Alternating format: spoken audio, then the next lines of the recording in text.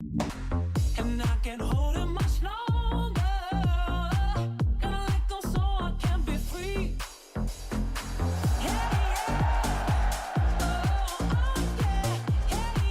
FT Spring Training Tour, which, by the way, is in Arizona next week, 1 o'clock live Eastern time. So we'll be having some breakfast with players out in the Cactus League. But one more in Florida for now. AJ, Todd Father. AJ, you first. How is Rays Camp? It's a beautiful day. Listen, we're inside today, and I don't know if you guys, well, Scott, you saw it, but Todd, I don't know if you saw it yesterday.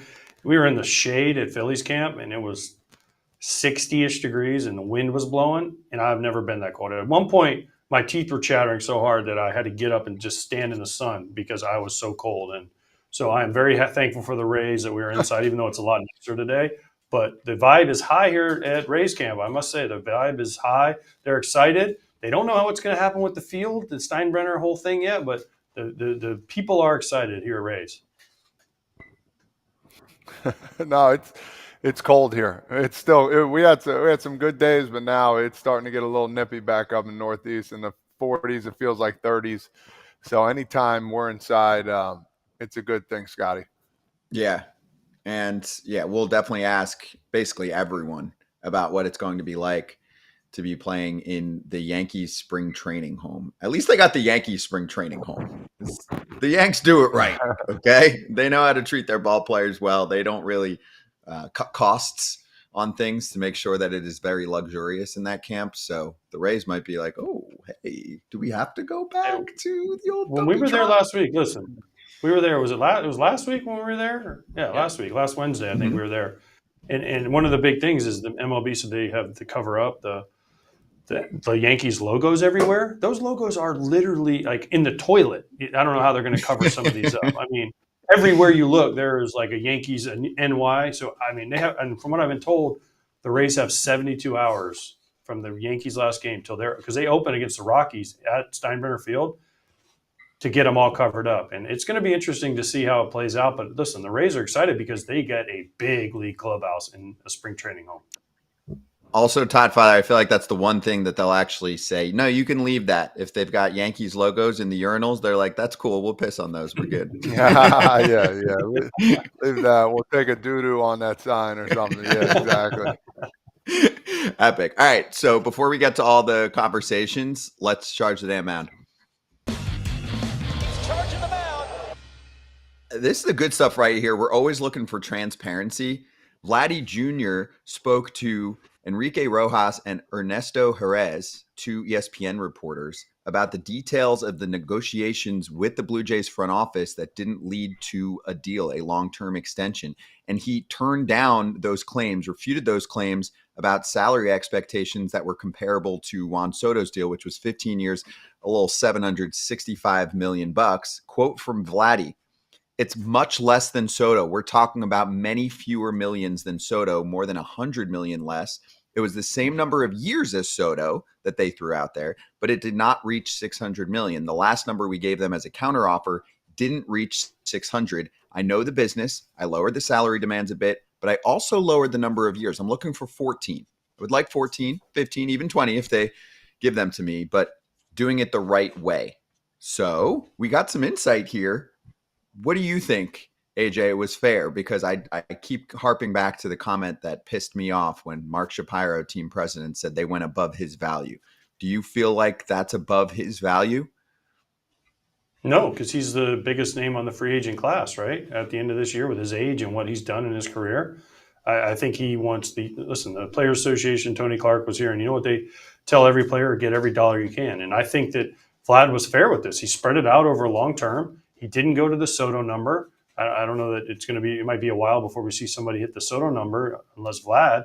But to me, I think this was very fair. And then for him to open up about it, because what happens a lot of times in these negotiations, and Todd, I think you agree, especially with these huge free agents, when they don't get signed and they leave, the team is like, oh, we tried. And you never really hear from the player side. So to hear Vlad be honest and come out and say, hey, here's what we gave them, and then they said no, you know what it does for him? It puts him in a great PR, public relations place in Toronto, and it also puts the pressure back on the Jays. So this was brilliant by Vlad and his team. Yeah, it's amazing to me thinking we're not talking about, guys making 100 million, 200 million, even 300. Now we're in the range of double all those prices. And I don't know exactly what they're talking about. I just know Vlad Guerrero Jr. is a really good ball player. And if they're close to, they weren't close to 600 million, again, it's just amazing to me that we're talking about this much money. I don't know how much the guy is worth at the end of the day, but I know if we're talking over $500 million, I mean, that is a whole chunk of change. I get it. As a ball player, you want to get as much as possible. If this is the way that, baseball is going, which is great for the players, so be it. But, that's a range where I have to really sit back and talk to my family about, hey, listen, they're not close to what we want, but they're in that style because – I got people coming over at the house here asking to buy the house. I told them 20 million, but if they give me 10, I might take it. You know what I'm saying? So that's the business part of me talking out loud. It might not be the best example, but you always shoot high. And if they come down to the spot where you really want it, I don't know. I find I have a hard time saying no to over $500 million. That's just me. We don't know I don't what think they the got there, Jays though. I don't think offer they was. got there. Yeah. I don't think the Jays No, got there, okay. Todd. I think this is but Vladdy yeah, saying this is Gotcha. what we wanted, and I think the Jays, because the Jays were way below this, because even when Shapiro and Ross Atkins came out and said, "Oh, he sent us something that we didn't think his value was that," so let's say he gave them 15 years worth, random numbers here, 550, okay, and the Jays went back with 15 years, 350. I mean, that's a huge difference. So I think this is what Vladdy went, and again, I think it's brilliant by his PR team and his team because. Again, it puts all the pressure on the Jays because everyone in Toronto, the whole country of Canada wants him. So they're like, well, we can't afford this guy. We're going to offer Shohei 600. And I don't mind him coming out and talking and being transparent, as Scotty said, too. I think that is a brilliant move. He's not bashing anybody. He's not cutting the team down. He's just saying, listen, I even gave him less years, and I even put it down of what I'm worth, but I actually went lower as well. So it's a great move. And it is back on the Jays to understand that they do need to come up from this offer, whatever it was. But, if this is the way the game's going, these players are going to be in a really, really good situation one way or another. Okay, let's do this. Raise your hand if you think that the Blue Jays went to 500 plus on the offer to him. No, now looking more at the quote. He said even less than 100. So less than 100 from 600 is less than 500. So I would say they're in the 4 range. Okay. Well, guess what? If he hits the free agent market, he's probably doing better than that. You don't get bats like this very often. And here's the number one thing that gets paid in the free agent market at the superstar level, which is what Vladdy is. I don't care about the position in this case. Youth. He's got youth. It's going to cover his age 27 season on for free agency. He's also has power. He's got youth, power, and he gets on base, and he's a good hitter, right? So he's kind of got the 4, right? Youth, power, he can hit, and he gets on base. So whatever position he is, I mean, he's got it all lined up to get paid a lot of money, which he will. But I wish, listen, as a fan of baseball, I wish he would stay in Toronto and they could figure this out because they got the money. I agree. I mean, I remember, Ken wrote about how they botched this whole situation in the front office afterward because also they had so many opportunities to get him to the right number. And the price, of course, is going to go up after the Juan Soto deal comes out. But Ken was trying to figure out what a number would look like for him. Miguel Cabrera, a while back already, at a much older age, was getting $31 million per year. You can say the contract didn't work out well at the end. That's going to be the case for almost any deal that gets players up to their upper 30s and even beyond, okay? But this is a guy who might get himself $40 million a year. And if you put that over 14 years, that's $560 million. And that's still about $200 million less than Juan Soto. The numbers sound crazy, but this is the price of admission for getting superstars like this. Todd Father, Aaron Judge is in his deal right now that covers him from ages 31 to 39 years old. If Vladdy gets a 14-year contract, he's going from 27 to 40 years old. So you're getting more of those prime years in terms of what every front office slices up for numbers with age. Do you think, I know, AJ, you want to comment on this. Do you think in most of these negotiations, it's the years or the money? Do you guys think that the biggest problem is? It's the total commitment for me. And then that's why they spread it out Okay. over a long period so they can lower the AAV. Yeah, and the only reason I said that because Soto brought up about, years or whatever it was, the one that he can either opt in out or, have an extra year or whatever on the contract. So that's where it's like, are we nickel and diamond on some of these things, or, are these really things that they really need to care about at the end of the day? So, yeah, it's hard. It's tough. You see the decline on some guys when they reach a certain age too as well. So they got to take that in consideration. But no doubt, AJ, I'll let you comment more on this, but he deserves every penny, Vlad Guerrero Jr. in Toronto. They should pay him for sure. All I'm going to say, Todd, is this. Listen, here's my thing. Scott brought up Cabrera, Albert Pujols as the example, and you just brought up, guy's age. But what did the Angels get out of Pujols? 500 home runs, 600 home runs, right? 3,000 hits. They got all these things out of, and guess what they got to do? They got to celebrate. They got to make a bobblehead. They got to have, Albert for a week. Albert might hit this home run or this hit or whatever it is. With Miggy, same thing with Detroit. Yes, was he declined? They weren't competing. They weren't competitive at the time. And you know what? He hit his 500th homer. He got his 3,000th hit, all in Tigers uniforms. So every time they show that highlight, it's Miggy in a Tigers uniform. Same with Soto. Every milestone he hits, he's going to be in a Mets uniform. Vladdy should be in a Jays uniform every time he hits whatever it is, whatever numbers these guys get to, right? That's what you're paying for. You're paying for not only the years, but you're also paying for the lasting legacy of Albert Pujols got his 500th homer as an Angel. He got his 3,000 hit as an Angel. Those things are all things that guess what a franchise can do? They can market and sell it to people. So that's why these contracts, yes, the play on the field might go down, but the marketing goes up. I'll add to that. The Jays, over the length of that deal, will probably have some really rough times. He's going to be the reason to go to the ballpark. The Jays also do not have a highly rated farm system right now. We are not looking behind us and going, oh, but they have X, Y, Z all on the way. Let's use an example within the division. Prospects are prospects, but the Red Sox have superstar potential with multiple players that are in their farm system.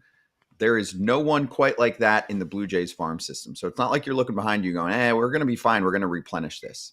This is a legacy play. This is a player who's in his prime years, who you still think can have MVP seasons ahead for quite some time. And he's not going to be known for his glove.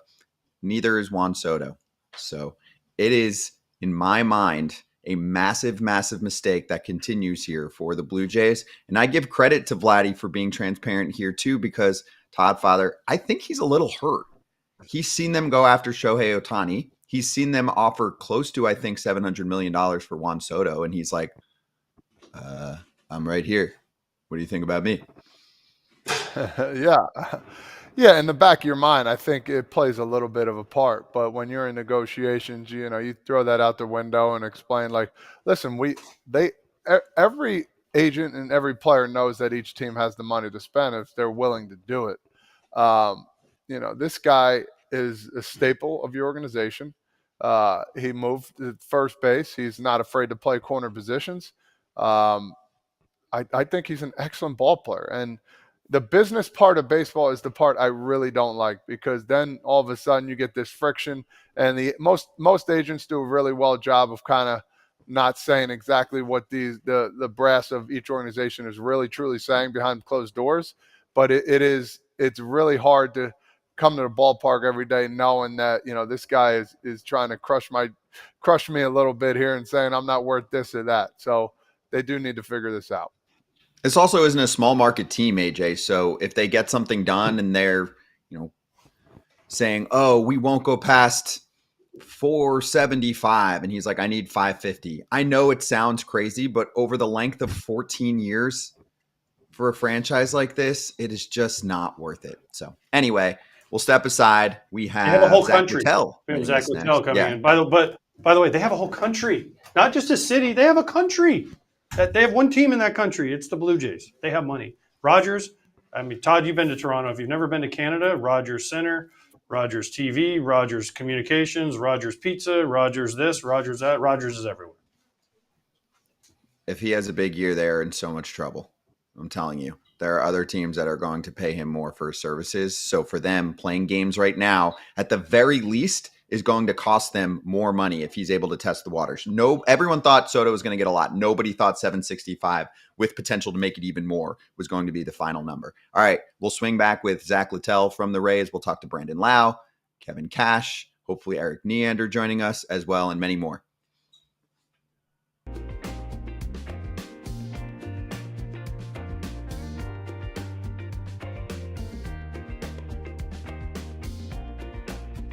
FT fam, Arena Club is the modern way to collect cards or buy or sell or trade or even grade. And we're highlighting slab packs because this is the new way to rip open a pack and get a really good card, AJ. But also, if you're not into the card, like I know you pulled a Bob Gibson card recently, you can get an offer of 90% of the estimated value and just accept it on the spot and give it right back and maybe try again with another slab pack. I ain't getting rid of my Bob Gibson autograph card. Bob Gibson ain't signing cards anytime soon, so I'm keeping this one. It gets graded for you. There's no mess. The only thing I wish they had bubble gum. Can they virtually send me some bubble gum, Scott? Other than that, it's awesome. You can buy, sell cards.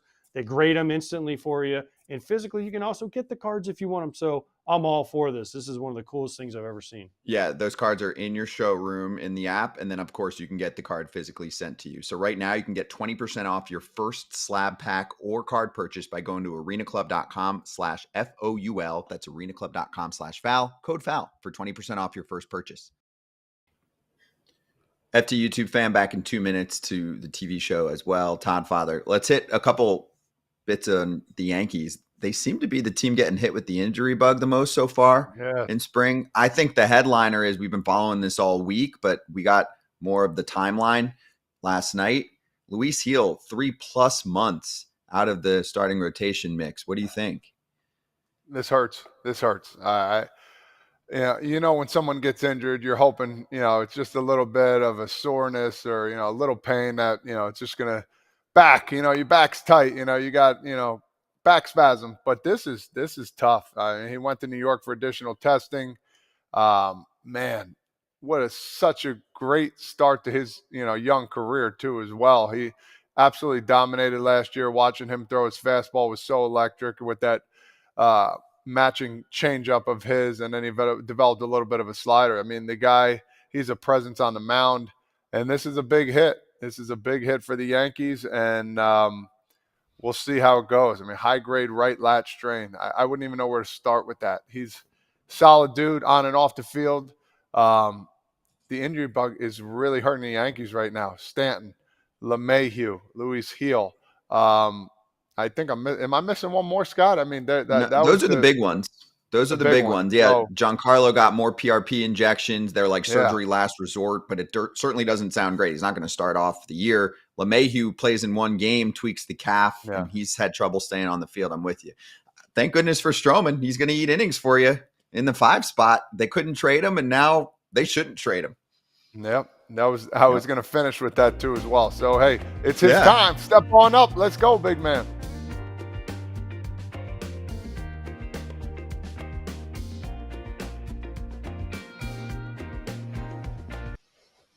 All right, let's do this. We've got Zack Littell over at Rays camp, Rays pitcher, joining us right now. Zack, you having fun at camp? Yeah, it's been good. It's flying by. Yeah. That's it? Thanks for joining us. Oh, God. You're a pitcher, bro. I don't do anything. That's what I mean. It's flying by. You're a pitcher. Of course it's flying by. You pitch every fifth day. I know. I feel like one I'm already inning, built up. It's like, one inning, you're like, oh, I got to play golf today. I get to go fishing. Oh, it's 10:30. Oh, man. Todd, you remember those days, Todd, when as a position player, you're like, oh, it's 10 o'clock. I'm so bored. Oh, I'm going to go play golf at 11. Yeah. I mean, no, I'm just kidding. But no, I mean, like, I don't know. For a pitcher, it's like once I get to 3 innings, I kind of feel like it's good to go. You know what I mean? Like, what's the difference between 3 and 6? And so I don't know. I never pitched, so you tell me. Fair, but no, I think, the build up, all the normal stuff. I think early in camp, it's like getting your body back into it. You know how it is and the routine of it all. But, I think once you get to that 4 inning threshold for me, which I have 4 innings tomorrow. So don't 4 already? 4 already, kind of flying by. But, after that, it's just, getting in the routine of a 5-day and being ready to go. Your first time. First time what? First time you started in spring. Yeah. The next day, how sore are you? I think like the first bullpen's the worst one. Bullpen? Like you throw like 10 or 12 bullpens before you get here, right? But then it's like the intensity picks up. You know, you got people around. You got the So what's juice. sore though? Your legs, your arm, My your back? arm's sore. I think it's my arm. You know, like you spend the off season getting your body right, and then like you're like, oh, I'm in a good place, and you get here and you want to like put on a little show. I think that first one, and you come out of it, you're like, I don't know. I don't think I'm supposed to be sore in these spots, you know. But no, that first one, I think the first bullpen, first live BP is kind of like you're pretty sore, and then after that, it's like the normal stuff. Zack, last year was your first full season as a starter, right? In the bigs? Yeah. Okay. So what did you learn? I know you had a few issues late in the year. Obviously, I think it was the shoulder, right? So what did you learn from it? And how do you feel like in year 2 you can thrive that way? Yeah, I think you learn just about like the routine of it, like what those 4 days in between look like. You know, going out there and pitching is going out there and pitching, whether you're in the bullpen or starting. But being able to like talk to the guys who've been doing it, we had Zach Eflin, even Aaron Savali, like those guys. I'm like, what do those 4 days in between your starts look like? What are you eating? What are you looking at? Looking like you're doing in the training room, in the weight room, those types of things. Because you know, in the bullpen, you're just kind of ready every night. So. That was a big adjustment. It's like knowing you're going to get 4 days and what are you going to do to put yourself in the best spot on that 5th day. And now, like, I think one thing that came out of last year, especially after that late August, early September 3-week stretch is, you know, saving some bullets early on as far as what are we doing in the weight room? Are we getting crushed in the training room where it's going to have that effect in September? What are we putting in our body early in the year? So this year I'm just looking forward to kind of building on that stuff. Yeah, how much more prepared are you this year after doing it for a full year? Yes. You made, what, 29 starts last year? So how much more prepared after doing it for 29 starts for your second, basically, full year as a starter? Yeah, I think just like knowing what to expect more than anything. Like last year I came into it, like I started in the minor leagues, but I was 20 and 21 years old and everything felt good every day, you know. So knowing what to expect coming out of starts, knowing what to expect, and the confidence that goes with it of like on my days when I don't feel great, like knowing you can still go out there and get out. So having a good plan of what I want to do and really knowing, you know, what to expect is just the biggest thing. I keep saying it, but are you a lifter? I am a lifter. Yeah, I like to lift 2 days a week. Explain to people out there that don't know what a starter does on their 5-day routine. Some guys throw 1 bullpen, some guys throw 2 bullpens, some guys run the day after their start, some guys like to lift for multiple days after their start. What's your routine between, say, you start Monday and then you're starting Saturday or Sunday? Yeah, there's so many ways to do it too, and so many guys, and that's kind of what I had to nail down. But I'm a day 3 bullpen guy, so like you get 4 days in between starts. You build everything out around that bullpen day. Kind of, obviously you want to feel pretty good, especially if you're trying to get a good amount of work in. If you're in a good place, you might throw 10 pitches. If you're not in a great place, you might throw 35. But I build my workouts around that. So day after, I use my long running day, my big lift day, quote unquote flush day. There's a lot of treatment that goes on in that day. So you come out of that one feeling pretty bad. I would say that day is probably the worst of the 5 days, really, and how you feel and the amount of the work that goes into it, aside from start day, I guess. But and then day 2 is like a lighter lift day, kind of like a true flush, a movement day, I like to call it, where you're not necessarily moving heavy weights, but you're in there, you're moving your body around, range of motion stuff, and then ready for that 3rd day bullpen where it's pretty light too. You just come in, get prepped for that, throw your bullpen, work on whatever you want to work on, and then that day 4 is really just a full reset, be ready to go for that 5th one. You lay on the table with Yeah, bonbons. exactly. Yeah, that's the massage. Have a position day. player Yeah, come in and exactly. feed you ice cream. I mean, I don't know about that. rough life as a pitcher. Yeah. Starting pitcher. My wife wears me out. She's like, you just get massages all day. And I'm like, they're not the good kind of massages, though. You get crushed. Oh, man. It's not fun. Yeah. Hey, talk a little bit about your new ballpark now. I heard a lot of different amenities going in there. How excited are you or not excited? Talk a little about the good and the bad there. It's going to be a little more of a hitter-friendly park as well. Do you think about that a lot, or you just go about your daily business knowing, hey, I know who I'm going to face today. I just got to, business as usual. Yeah, I mean, I'm not as excited as our position players are, but it'll be good. I mean, I've heard great things about Steinbrenner. They just get a bigger renovation, so should be really nice from a facility standpoint. But as far as like going out there, the game's the same.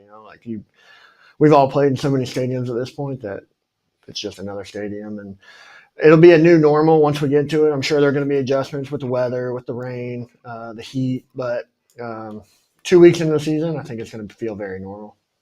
I don't know. What do you, like, what do you, 2 months into the season when it's June and it's 140 and it's 100%, 99.9% humidity, and it's not raining, but it looks like it's going to rain. Yeah. And you're out there in the third inning, you're going, Just waiting. where's the They breath? rearranged our schedule though. You saw that. We're Yeah, you guys at are all home, front like the whole you're front off- loaded heavy. Yeah, it's gonna be crazy, but because I think you guys have 52 home games in the first half yeah, and it's something 29 in the crazy, back yeah. half, or I something think like crazy July like and August, we only have like 7 days at home. Both that. You guys also have Todd, think about this, and Scott, they have a 4-city West Coast swing. They go to the West Coast for 4 cities. Yeah. I think they're there for 14 days, 2 off days in It's between. bad, yeah. It's bad. It's like LA, Seattle, Sacramento, and San Francisco. So it'll be Sacramento, yeah. It's gonna be that'll be hot too. But you think? I mean, like we were talking about. You think Tampa is hotter than Atlanta? Though I mean, Atlanta's hot. Have you been here in the summer? Yeah, I've been here in the summer. That's I live true, here. Yeah. There's a like, reason why the Rays and the Marlins moved that's inside. Fair, that's fair. What about the old Globe Life? It was hot Oh, there. I played for the Rangers for a full year. We Yeah. take the Oh field. man, It that would be was a different take the hot. field at 7. Dude, you take the field at 7 o'clock and they had the thermometer out there in left center, and it would say like 119 degrees. You're like, wait, what? Like a Sunday Yo, that getaway was day, nasty. Oh, day game out in the bullpen, just roast. What are you going to do about the rain delays? As a starter, that messes up your routine because there's going to be rain delays in Tampa. Anyways, yeah, I don't know. I mean, I think Tampa. One thing about like pitching out of the bullpen, which I did for a few years, is like I'm pretty flexible overall. It doesn't take me much to get going, and I think for me personally, it'll be fine. But like we definitely have some guys that like are really kind of stick on their routine, so it's gonna be an adjustment. Like I don't know. I don't think anybody really knows what to expect. You know, like you said, it might rain at 3:30 some days. It might rain at 7 some days. It's just gonna be one of those things where like we're just gonna have to figure it out. Zach, you mentioned obviously your bullpen time in the past. How has that helped you shape your career as a starter now? And on that topic, what do you think of the trend of some of these relievers saying, all right, I got several pitches in the arsenal that are, above average or elite in the big leagues. Let me try this out. Clay Holmes obviously has given that a go now with the Mets. We saw Reynaldo Lopez last year really, really excel in a starting role after going to the bullpen when originally being a starter, which I guess you kind of took a similar path there too, right?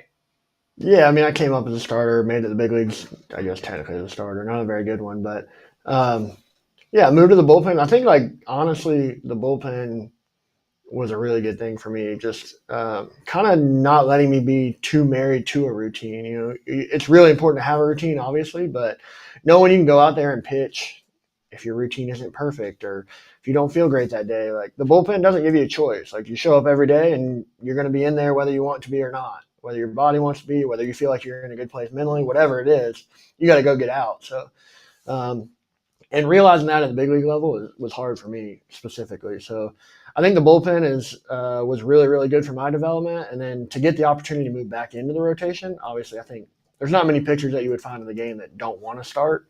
So to get the opportunity to do it for like at the time in 23, a major league team that was contending, one of the best teams in the league at the time, and was pretty cool. And the trend you're seeing, like I said, I think everybody kind of came up as a starter at some point, whether it was in college or the minor league. So everyone can do it. It's just a matter of the opportunity in the big leagues. You guys know a lot of the time there's a lot of really good players that don't ever get a shot because the opportunity just wasn't there. It was no fault of their own. It might have been the guy in front of them was on a 10-year contract, whatever the case may be. So the opportunity has a lot to do with it, and teams just can't afford to run you out there for 30 starts and hope for the best, especially if you're contending. So you see it every year, and you're kind of starting to see now that there have been some successful transitions back into the rotation. Teams are like, hey, we've got some guys that we think might be able to do this, and it's been really cool to watch. All right, so you were drafted by the Mariners. I mean, this is like an Eric Been Kratz. around, yeah. It's not Eric. This isn't Eric Kratz isn't on here today, but you're catching them. You got Mariners, I know. Yankees, Twins, Giants, Rangers, Red. Man, this is like my career. Twins, Giants, Rangers, Red Sox. All right, and then now Tampa. Great, yeah. So all those organizations that you've played for. Yeah. What does Tampa do different that they say, Zach, we see this? Where every other, what was it, 6 other organizations where they're like, well, we don't really see you as a starter. Tampa's like, we see you as a starter. If you do this, it can work out. Yeah, I mean, a little bit was out of necessity, right? Like we had Drew Rasmussen was like on the edge of does he need surgery, does he not need surgery? And I think at his follow-up, they found out he needed surgery. So it was like, oh, now we're kind of scrambling. The deadline was coming up, and I think honestly they were just kind of looking for a stopgap to the deadline, like try and go out and get somebody who was 23, and they just kind of like, you throw a lot of strikes. You've got 3 pitches that we think can play, especially if you fill it up, and I've added 2 pitches since too, but those 3 primary attack pitchers are what they kind of built the foundation on. And I think Tampa really, not that every organization doesn't find it important, but Tampa really harps on that pound the zone. Like get to 0-2 as quick as you can, get the guys out of the box. Every guy on this staff has at least one, if not multiple, well above major league average pitches. So their belief is your stuff's going to play over the plate, and then when we get to 2 strikes, we can expand. We talk about it a lot. Hitters are bad because they swing too much, right? So if we can get them in a count where they're forced to swing and make them swing at what we want to swing at, then we're in a good spot. And I think Tampa does a really good job in like instilling that belief. Okay, so I'm going to give the dumber fan follow-up question here. That sounds so simple, right? You hear about things with Tampa, pound the zone, catcher setting up middle of the plate. Why don't other organizations do that, and should they be doing that? I don't think it's like they don't do it. I just think that Tampa has found a way to like truly instill that confidence in you and your stuff. I don't think it comes down to just the philosophy. I think the people that you have implementing that philosophy matter. I think the Kyle Snyders, even down to our analysts, Winston Doom, and they're so good at coming to you and saying, "Hey, this is why your stuff is good, and when you throw it in these locations, good things happen." Other teams are going to do that. They're going to say, "Hey, if you can throw this pitch here, you're going to have success." And everybody here knows that. Hitters know that if they get a fastball in a certain location, they're going to be good. But it's a matter of executing that. And I just think that the ability of the organization to communicate and to truly make you believe it as well, because all of it's a moot point unless you believe it. Okay, so this is interesting to me. You pointed out someone on the analytics side that I think is worth mentioning here because we don't get a ton behind the scenes. I think you said Winston Doone, right? That's someone on the analytics team. Okay, Yep. So tell me how someone like that has found a really good way to communicate and make it click with a big leaguer. What's the personality like? What's the approach? Is he bringing you paper? Is he just starting with a conversation? We are hearing this more often from pitchers around the league where they'll be like, "Hey, I got a stat nerd who came up to me and said, if you use your sinker at this count against these types of hitters more often, it is going to work. I did it. It worked." But take me behind the scenes on how you get the buy-in because it's your arm, your career. Sure, yeah. I think, the biggest thing is like the analysts that I've enjoyed working with and the guys that kind of resonate with you with the most are like the guys that kind of stay in their lane, right? Like they're not telling me how I need to throw the pitch. They're not telling me like, "Oh, feel this with your body." They're saying, "Hey, strictly from a number standpoint, if you throw this sinker in this count to this type of hitter, you're going to have success." So I think Winston's really good at it's very black and white for Winston, which is a good thing and a bad thing. As you guys know with analysts, a lot of the time the game is sometimes easy in their eyes. But I think when it comes down to it, Winston truly just wants you to be good, obviously because he wants the Rays to be good. But he's giving you this information because it works. And he's seen it years and years now. He watches more baseball than probably any of us. And if he's coming to me with a data point or a statistic and he's saying, "Hey, if you can execute in this count with this pitch in this location consistently, you're going to be pretty good." So I think that the communication with us is also nice because you have Kyle Snyder as that bridge as well, who can do both. He can talk to you about the analytics. He can talk to you about pitching. Obviously, he was pretty good. So having like a team of guys, not necessarily like an analyst separated from the actual pitching department where they're coming at you from 2 different directions, that matters. Agreed. All right, before we let you go, I have to ask this because you guys got some dudes, especially starters. Who has the best stuff? It's a loaded question. They all have. It's incredible. Well, there's got to be one. Is it Shane? Is it? Shane or Shane? Is it? Who's is pitching it Taj? that day? It's all. Is I it mean, you? Taj. I'll scream from the rooftops. Taj Bradley has like top to bottom Cy Young caliber stuff. But I mean, Shane contends for Cy Youngs every time he pitches. Shane Boz, we haven't got to see him much just because his workload's been so small. But he's chucking today. You gonna sit out there and watch him? Yeah, I'll be there. Yeah, he's insane. Hit 100 the other day in his first spring start. I mean, Ryan Pepio, like, he's intense on the mound. Like, his stuff is just, here it is, come get it. And all of it's hard, all of it's breaking hard. So they're all so good. And then the bullpen's just equally as good. I don't think that's one of the things, like, no one, every season it goes into it and it happens. Y'all see it every year. Is Tampa. No one talks about Tampa staff. It's because it's like the We do. not as y'all We do it a but, lot. like, We're like, these dudes are nasty. it's unbelievable. The guys they bring in, and you got Edwin Uceta, who kind of came out of nowhere. He's just incredible, and they all show up to spring training, just didn't miss a beat. So it should be really fun. I mean, the staff, top to bottom, all 13, all 12, whatever we end up doing, are unbelievable. Zack, this was awesome. Really enjoyed the conversation. Thanks for stopping by. Good luck the rest of spring. We'll catch you during the season. Yeah, thanks for having me, guys. Thank you. Zack Littell from the Rays, and President of Baseball Operations Erik Neander is in the hallway waiting for us. Back in a few.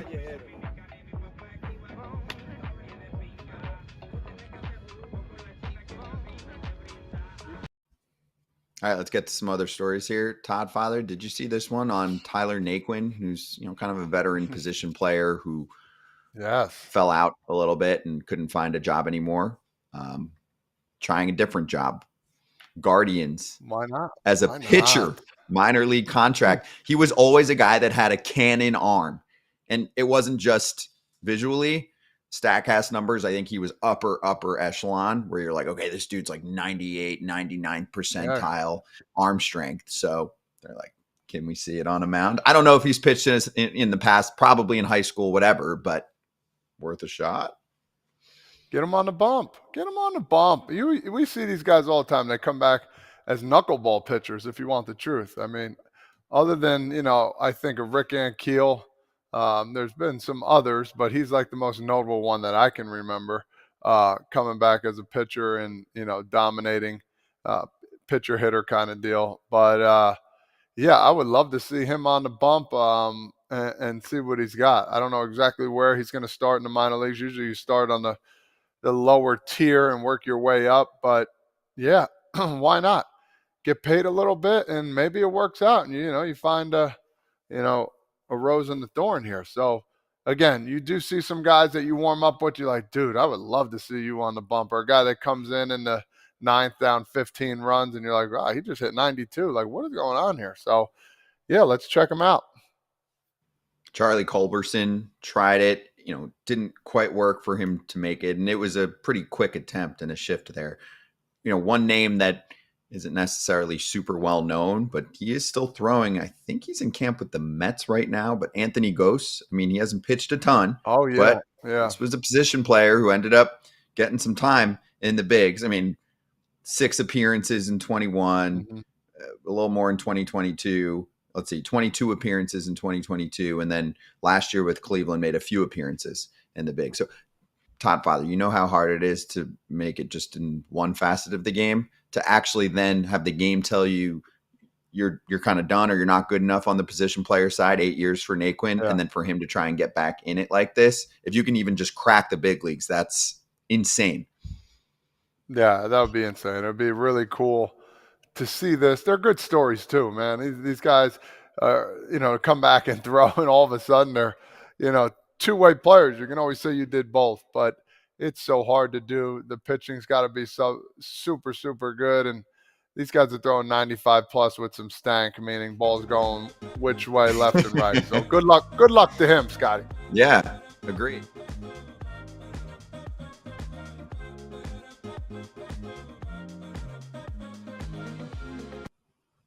All right, we're about to have Rays front office leader Erik Neander join us to talk about this Rays team. And, you look on paper at the pitching staff, and that starting staff is impressive, man. There are some arms. Let's ask him about it right now. He's ready to go. Erik Neander joining us right now. Erik, we appreciate the time. Great to have you. And you tell us how impressive the arms look right now in camp. Love the hat too, by the way. Function over aesthetics here. I got What a do you big head. Or both. No Or quarter both. zip, no quarter zip, hoodie, and floppy hat with the old school Rays logo on top. We talked about Dana Brown styling. He might be taking it for the old Florida vibe. He's got it right now. This is my salesman. There we go. Looking for a job. Always looking for a job, especially close to home. How's the So what was staff, the though, question Eric? before we got to that? Yeah. Yeah. Well, before we got to the awesome bucket hat, which I'm sure you can get online Mhm. somewhere, how is the staff looking? Because we asked Cash about this as well. I mean, guys that had some longer term injuries, and it seems like everything's coming together. Where are you going to potentially have a 6-man rotation if everyone's good to go for the season? Yeah, we're so far so good, and we've had some staffs in camp. We can go back to 23 that we were really excited about, and we never saw the 5 take one turn together. So we're being cautious here. Love our numbers. Love what we've seen out of McClanahan yesterday. Rasmussen going back to the rotation. Like Zach Littell's like the forgotten man in this. Who's the strike thrower has proven to be a really good starter himself the last year and a half. Just a really good group, and we'll give it time. I don't think we're going to go 6-man. I think just with Cashy going through it with Kyle Snyder, I think just going 7-man pen with the way we got to manage Mac, Rass in the early going, probably not where we go, but we're a few weeks away from good health to having to make all those determinations. What about offense? Okay. Yeah. What about offensively? Yeah. I mean, because there are names: Yandy, Yeah. Brandon Lowe, Yeah. obviously Junior Caminero. Sure. There's names, Yeah. but then you see like me and some other the young guys that are Yeah. starting to look like they're coming in. How do you score runs? We We asked Cash. We asked Cash. What did he say? Yeah. No, look, last year, I think the last 2 years we've seen a couple things. 23, we saw, I think, what could happen if a group clicks and everybody starts feeling it together. And as that snowball builds, you're up at 800 runs, and a lot went our way in 23. Last year, we lived, I think, the other extreme of it. I think realistically, our expectations are that probably our pitching staff is going to be what drives the competitiveness of this group. Our starters, our bullpen. The position player side, we felt like our path to getting better offensively was the Junior Caminero, Jonathan Aranda down the stretch, Curtis Mead, who this camp looks the way, that's coming together for him, right? A few years younger player. I think he's in a really good spot. We're counting on some of those guys taking a step forward. Yandy Diaz returning, Brandon Lowe, what they provide and have for some time. And then free agency, Danny Jansen, Ha-Seong Kim. Last year, our offensive premium defensive positions was pretty well underwater, and we thought our best path to improving this club was likely going to be the ascension of some young guys on the corners of the field, and then up the middle, if we could, bring in a little more offense without losing our kind of defensive identity, that'd be the way to go. And I think Jansen behind the plate, he's been great in the early going. He's healthy. That should give us a lift. Ha-Seong Kim, once he's healthy, should give us a little bit more up the middle. Jonny DeLuca in center field. We're believers in Johnny and just the athlete continuing to get better and his mental makeup. Got to work on his signature, though. Hey, well, you seen his signature? No. I pulled one of his cards. It's just a J. I was like, that's it. That's him. So, if we can get a little bit stronger up the middle and not be juggernauts, but just have more competitive at bats up the middle without giving back defense, those guys in the corners taking a step forward, I think we're going to be in a place that will be competitive, and we'll see where it goes. Josh Lowe being healthy again has been huge too. Talk a little bit about, I know you're talking about players here. Let's shift gears to the new ballpark. We've had a couple conversations about that already, but I'm intrigued to hear what you think about it, the new amenities they have over there as well, and what are you hearing from the players' point of view? And there's a lot of obstacles, weather, where everybody's going to stay. So talk a little bit about, the whole organization going there, and, the stadium, fell apart, as we know. Yeah. And unfortunate, and you keep it in perspective. The 2 storms, that's a lot for this area to go through. Our players have been wonderful, absolutely wonderful, understanding, supportive this offseason. They were patient as we were trying to figure out what we were going to do, how we were going to go about this season. Thankfully, the Yankees, House Steinbrenner, they were great to give us an early okay to get in there to start planning about it. Look, it's a chance to play baseball. You keep it in perspective. It's a really nice facility. I don't know if you guys have been up there yet and been into that. Yeah, see, it's not a bad place. If there are rain delays, there are worse places to spend them than that clubhouse, as it is. So we just got to make the most of it. It is what it is. We have expectations for the competitiveness of this group that are high. Want to get back to where we were the 5 years prior to last year, and don't want this facility to be a reason we can't get there. And I think this group, the guys we brought in, the guys we have, they recognize that. just trying to galvanize this group around our circumstances. And so far in camp, the energy's been great, the work's been great, and haven't heard a single complaint. Now, you guys are talking to players, maybe No, they haven't complained at all. but they've been actually excited they're about it. wonderful. Everything's been good, and the players returning last year was a disappointment in many respects. And I think to get out there, like I said, it doesn't really matter where we're going to play. We just got to go play, and as long as we have a chance to compete, we'll be okay. And it's so far so good. When is Kim back? Do we have a timetable on him? Working through it, going through the shoulder progression now. Hitting's, as you'd expect with the throwing shoulder, much further along than the throwing. A chance to see him sometime in May, but really it's a day-by-day progression on the throwing, and want to take care of him, want to do it right. It's a 2-year deal. He has the opt-in, opt-out decision after this year. We're going to make sure we take care of him and do it right. But the hope is sometime, middle of May, somewhere in there, give or take. It really depends on, the shortstop part of it's obviously going to take longer. Maybe he can fit in through the progression, not playing short, helping out at second elsewhere sooner, but somewhere in that mid-May, maybe it leaks into June as we go, but he's doing well so far and should be a big lift for us. Speaking of shoulders, Junior Caminero, he had one of the most epic home runs that we have ever seen. Were you worried that he was going to hurt his shoulder when he bat flipped the bat to the moon?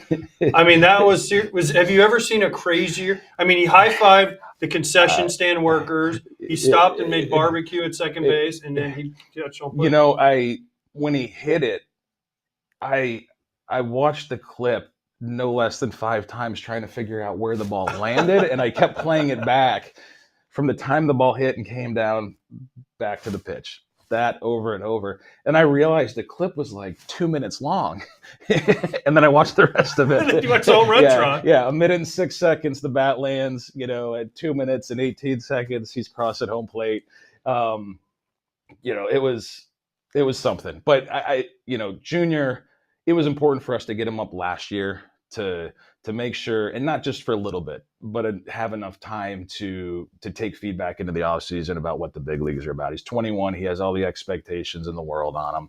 He has them on himself. He believes in himself, but you got to live it, right? You need real feedback, I think, to make this offseason purposeful. And he got that last year. He went into this offseason where a lot of it was about establishing work ethic, establishing routines, not just for 2025, but if you want to play in the big leagues for 10, 15 years, taking care of yourself and putting the work in, it's now, right? And it's building those habits.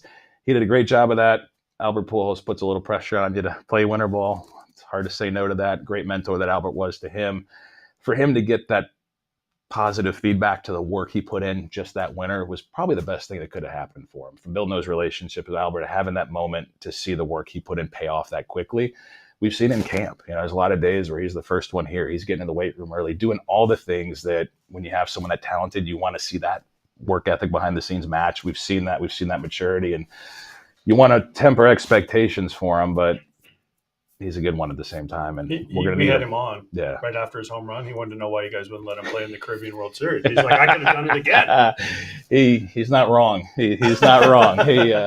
Hopefully he's got a few more in him. Okay, for sure, especially in Tampa. There you go. Exactly. For the Rays. Exactly. Yandy Diaz, who's kind of become a leader of your team, had some interesting comments not long ago. Any thoughts on what he said? Because a lot of guys come and go through the Rays organization. You guys do a great job developing guys. You're in the situation you're in as the Rays. Yeah. Any thoughts on what he said? I mean, from a player side, it's nice to hear players say this. Yeah. But at the same time, I'm sure from a president of baseball ops, you're like, oh man, I wish. You know what? I don't know. If anyone wants to say anything about anybody, I'm kind of. It's up to you. You take what comes with it, and whatever that might be, that's fine. I think Yandy, we've seen unbelievable growth in Yandy from the time we acquired him at 19 to where he is now. Just the trust, the relationship with the organization, with his teammates, his openness. I can't even begin to put myself in Yandy's shoes at his life experiences to that point. And, he's as beloved of a teammate as we have here. And each passing year, there's more trust, there's more comfort, there's more relationship. And look, to us, publicly, ideally, most of the time things are private, but in this case, whatever. I think we want to know what our players are thinking. This is about players, first and foremost. It's, appreciate you having me on. I assume that the viewership will go down for a little bit and then back up when you get players back. But it's just, look, it's about players. It's trying to put them in the best environment to be happy. Our circumstances here, you're around each other every day. The relationships, the camaraderie is something that's really important. I think, we didn't have the year we wanted to last year. And as you know, when that happens, there's less that people are happy about, but we're okay, but just trying to continue to build that environment. Is that the Rays way, though? What's Because that? what you said about we want people to be themselves, say what they want, Yeah. but then you have to deal with the consequences, right? So you can go out and play, and I played against the Rays when Madden was there, and even before that, and there was always a little bit of chirpiness from the Rays. They were, we're the underdog, we can't win. Yeah. And you guys went out and won. Yeah. So is that the Rays way? We had Kevin Cash in here, and Kevin Cash is a great communicator. He lets people be. Every player Cash was like, Cash lets us be ourselves. Yeah. People come over here from different organizations. I thrive because I'm myself. Yeah. Is that kind of the Rays thing is, hey, go be yourself, but listen, there's consequences when you make mistakes, but go do yourself and figure this out as yourself. Without question. And Cashy is as good as it gets to navigate that. You give people, look, with us, our teams are often younger, less experienced, or the players, if they're a little deep in their career, they're coming off of an injury. They're coming off being overlooked somewhere else, right? And, I think for us to pair with that, you're trying to create an environment where so much of this is confidence, right? It's trying to help them either, if you're young and you haven't done it yet, believe you belong, and you can compete here and excel here. And if you're a player that's been, chewed up and spit out somewhere else, that, hey, no, I can do this again, right? And you find the confidence. So much is confidence, right? You have to have the confidence you can go out and compete, and everybody has different levels of that inside of them. But I think Cash is as good as I see it, of just making sure if you're going out there and we think you're part of our group. One, we've been fortunate to win a lot of games for a long time, going back to 2008, third most wins in baseball in the regular season. Yeah, so knocked us out of the playoffs this year. That's there, Really appreciate bringing that up. That's there, right? And then with that, it's like, all right, well, if they've won that many games and I'm here, they must see something in me. And it's just working to make sure you find any way you can to bring that out of them. But at the same time, there's got to be standards, and you got to go about your work a certain way within that. But there is a lot of freedom, and you just try to get guys comfortable with one another. And as long as they take care of one another, be a good teammate, we can go from there. Okay, Erik, I want to ask you about this because, we haven't had you on to ask this question, and we get it all the time, and I'm sure you've been asked it a million times. But for our crowd, because we also have a lot of either, players that played in college or pros but didn't make it and didn't make a full career out of it. They want to know how to get involved in a front office. You went from intern all the way to your role, obviously, now for a long time. How do you do it? What's the advice? Because it's easier for you to tell the story than for Chris Young, Craig Breslow, etc. They played in the big leagues. You did not. Yeah. What do you got? They played, and if I'm not mistaken, Princeton and Yale is academically, the perception is superior to we'll call it a Virginia Tech, perhaps. But look, I don't know. I got into this. I grew up. I loved the game. I got hurt. I couldn't play any longer. It probably wouldn't have gone by past college one way or the other. So in a way, it probably helped me out. I really wanted to coach, and that didn't open the college level. And then started to learn more about the pro side. And really for me, I loved the game.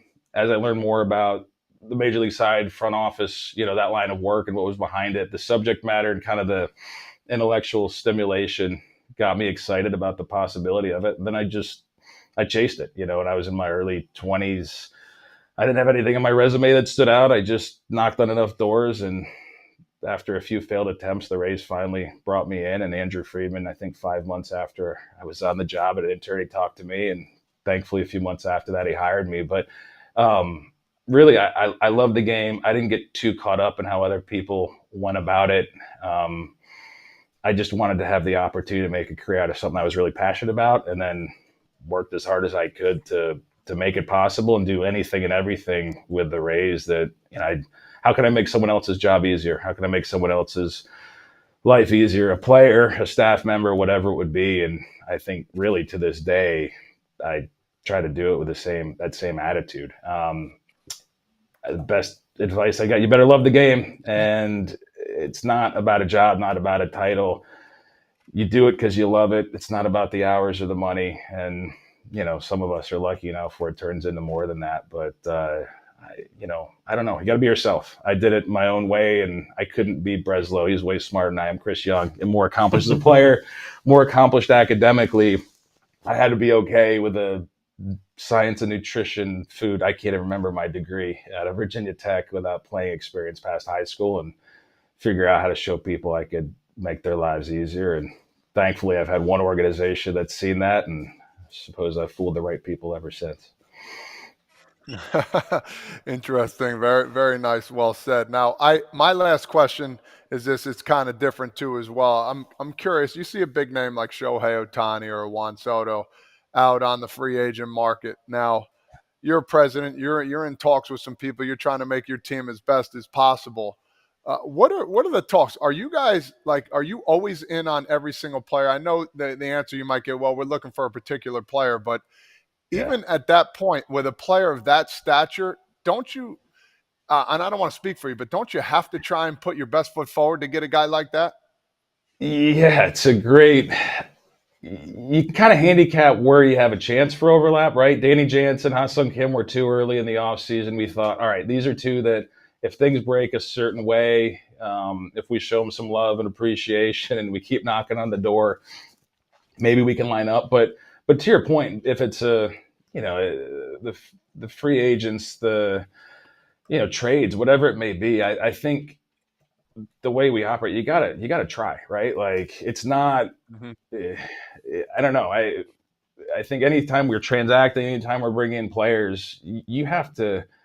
To know what match makes the most sense. To me, you've got to know the player universe, like in and inside and out, right? You got to know players top to bottom. You got to know how they line up. And before, this particular deal makes sense, you got to know that there's 15 over here that don't. And a lot of our work, 95% of the effort we put into pursuits largely never becomes public because it doesn't line up. But that's how you figure out what lines up best. So, to your point, there's probably a few that are enough out of reach that you want to work smarter, a little bit, but now I don't know this, but Freeman and Judge were two names you guys were, rumored to be in on. Well, look, without getting at any particular player, you have to try, right? And if you think there's even a 1% chance of something happening, to me, it's my job description. It's our duty to explore it, right? And not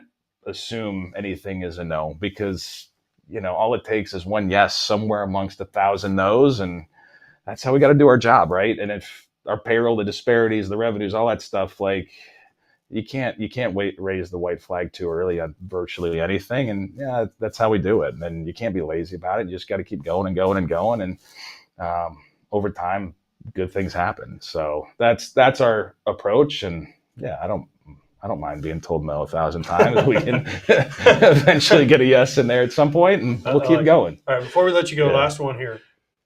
All your guys left. Yeah. Bendix, Friedman. I mean, everyone wants to do it. Yeah. How Tampa does it. Every team is like, we want to do it how Tampa. So are you going to be a Ray for life? I'm trying. I've been here a long time. 2007, they've been good to me. I talked about it earlier. To me, I love the game. It's never about money. Aren't you a little bit jealous though to know what like Andrew Friedman has? Because he's unlimited payroll. You just think if you had an unlimited payroll in Tampa and you're like, oh, we want Shohei, we want Teoscar, Shohei, right. Oh, Freddie, Mookie. Oh, that's not enough. We'll go get Sasaki just for fun. Yeah. It's a different world. I remind him of how much he's changed. But the way I see it, like I said, like love the game. Couldn't be more grateful for the way I've been treated here. I couldn't be more grateful for the autonomy we have to go out there and run this thing the way that we think we need to run it to have a chance to compete and succeed. And sometimes you get a little weird to do that, but somehow, some way, you got to take some shots to figure out how to gain ground. Kevin Cash, his year was 11, I think. He's been on this, like, couldn't have a better partner from a manager standpoint. Like, the most important thing is I believe we can win here, right? Like, and there is a stubborn belief. The payroll, talked about it. Like, it is what it is, and they got us in the World Series in 20. But believe we can win here, and that as long as that stubborn belief is there, then what might not be there in terms of the payroll and some of the revenues and how that stuff goes, that is what it is. But I think there's a lot of other strengths to work in here, and a lot of it's the people, right? And talk about people that have come and gone from this organization. If I walked out this door and disappeared from this organization, they'd still be good because there's so many great people that are here, and it's a blast to work with them. And look, I don't know, not all wins are created equal in a sense, right? Like, listen, there's a little bit of you that calls Freeman and is like, listen, I made it to the World Series with this payroll, and you were there with that payroll, and we almost had you. Like I said, he's changed. He's a very good friend of mine. But it's winning here and finding a way. And we've won a lot of regular season games. I get it. We got to figure out a way to win that last game. And as long as that belief's here that we can do that, and the talent we have, the talent underneath, both now and later, feel very good about our chances to continue to be competitive. I'd love nothing more than, this is my family's home, is our community now. I would love nothing more than to find a way to win that last game here. And, each win, the amount you told you can't win here, you can't do it, or it's over, this or that, each win along the way you'd ever take them for granted. They're probably a little bit more satisfying. Andrew, he's expected to win 100 every year now, and he's raised the bar, and good for him. He's unbelievable at what he does, but winning it here, would mean more than winning it anywhere else, because the people I work for, people I work with, and just a stubborn desire to try to see that through as long as we can. Erik, this was awesome. Thank you for the insight, and obviously just for fans to be able to hear someone like you. I mean, you guys do it right there, just talking like a person. That's what people want to hear, especially on a show like this. So thanks for joining us. And again, compliments on the bucket hat. People are going to check it out. It's going to get some attention now. If you got a size 8, this is the way to go. Yeah. Thanks, Erik. All right, FT fam, we'll be right back.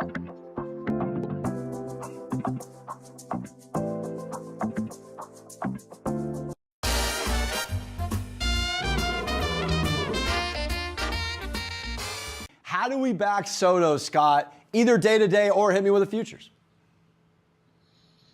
Okay, so for Juan Soto, I obviously think he's going to do this again, just like he did last year. I think that he plays in every ballpark. This is someone who's so advanced. He's a top 3 hitter in the sport. Last year, I smashed the over on his home run total.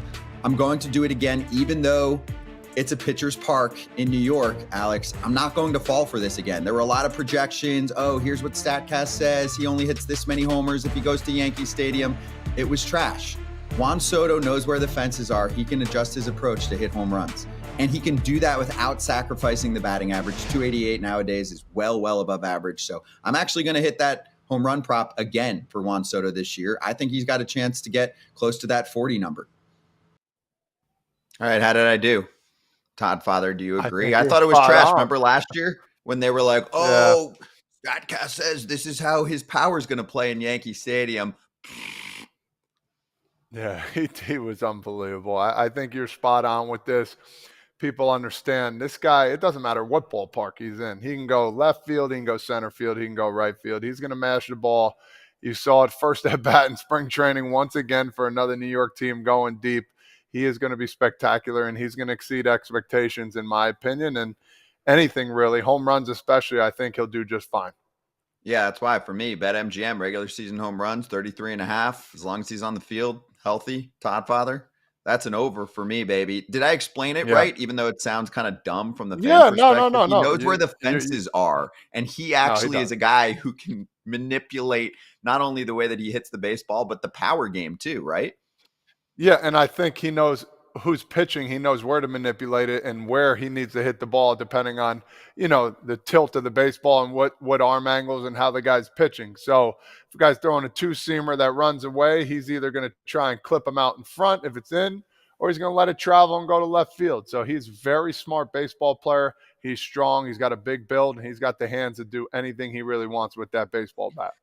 Boom. There you go. All right.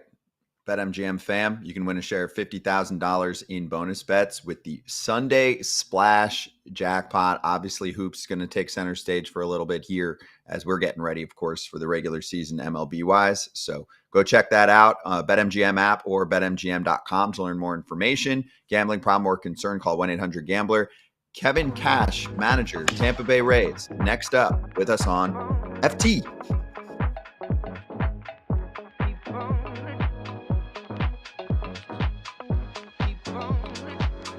we've got Rays manager Kevin Cash. Kevin, great to see you. How's camp? And do you feel like you have some of your best arms back after a lot of guys kind of went down at the same time a year and change ago? Yeah, I mean, camp's been well. Good to see you guys. First of all, camp has been gone really well for us so far, and that's probably the biggest reason. What you said is that we've got Shane McClanahan back. We're seeing guys that had worked themselves back from injury, maybe in the second half of last year, looking like themselves. Shane Boz, Drew Rasmussen. So we are super pumped about the pitching staff as a whole. Certainly the starters, but what our relievers did last year in that second or last 45 days to 2 months was pretty special as well. Who are you most excited to have back? Shane? Yeah, I mean, you're talking about frontline starter to be able to pencil him in, give him the ball opening day. He looks just like himself. He was probably 94, 96, and then when you needed to dial up, he got up to the 98s and 99s. I think Shane actually, he might be there's a chance for him to be even better just because he watched so much baseball last year, and I think he learned. He was still a very young pitcher, just having a ton of success, but he looks really, really good right now. I want to talk a little bit about the other Shane Boz. I played with him in the USA team. Not many people really know him. They know about him a little bit, but talk a little about how the craziness of him and the energy he brings, and what do you think what do you expect from him this year? Because I've seen some really good things out of him a couple of years back. Yeah, I mean, look, it's lights out stuff. He pitches today for us. I look at Shane as being extremely calm when he's out on the mound, and his arsenal doesn't warrant being calm because it's so powerful with all the off-speed pitches and then the big fastballs. He threw the other day against Minnesota. He's going to repeat that again today. But man, the work ethic that he puts in, really all of our starters, they all kind of feed off each other. They push and motivate each other, and they're each other's best teammates, the way they pull for each other. I know there's been a little bit of we've got 6 starters. How are you going to make that work? But you wouldn't know that by watching all of them interact, and Shane's right in that mix. How are you going to score runs? We're going to be.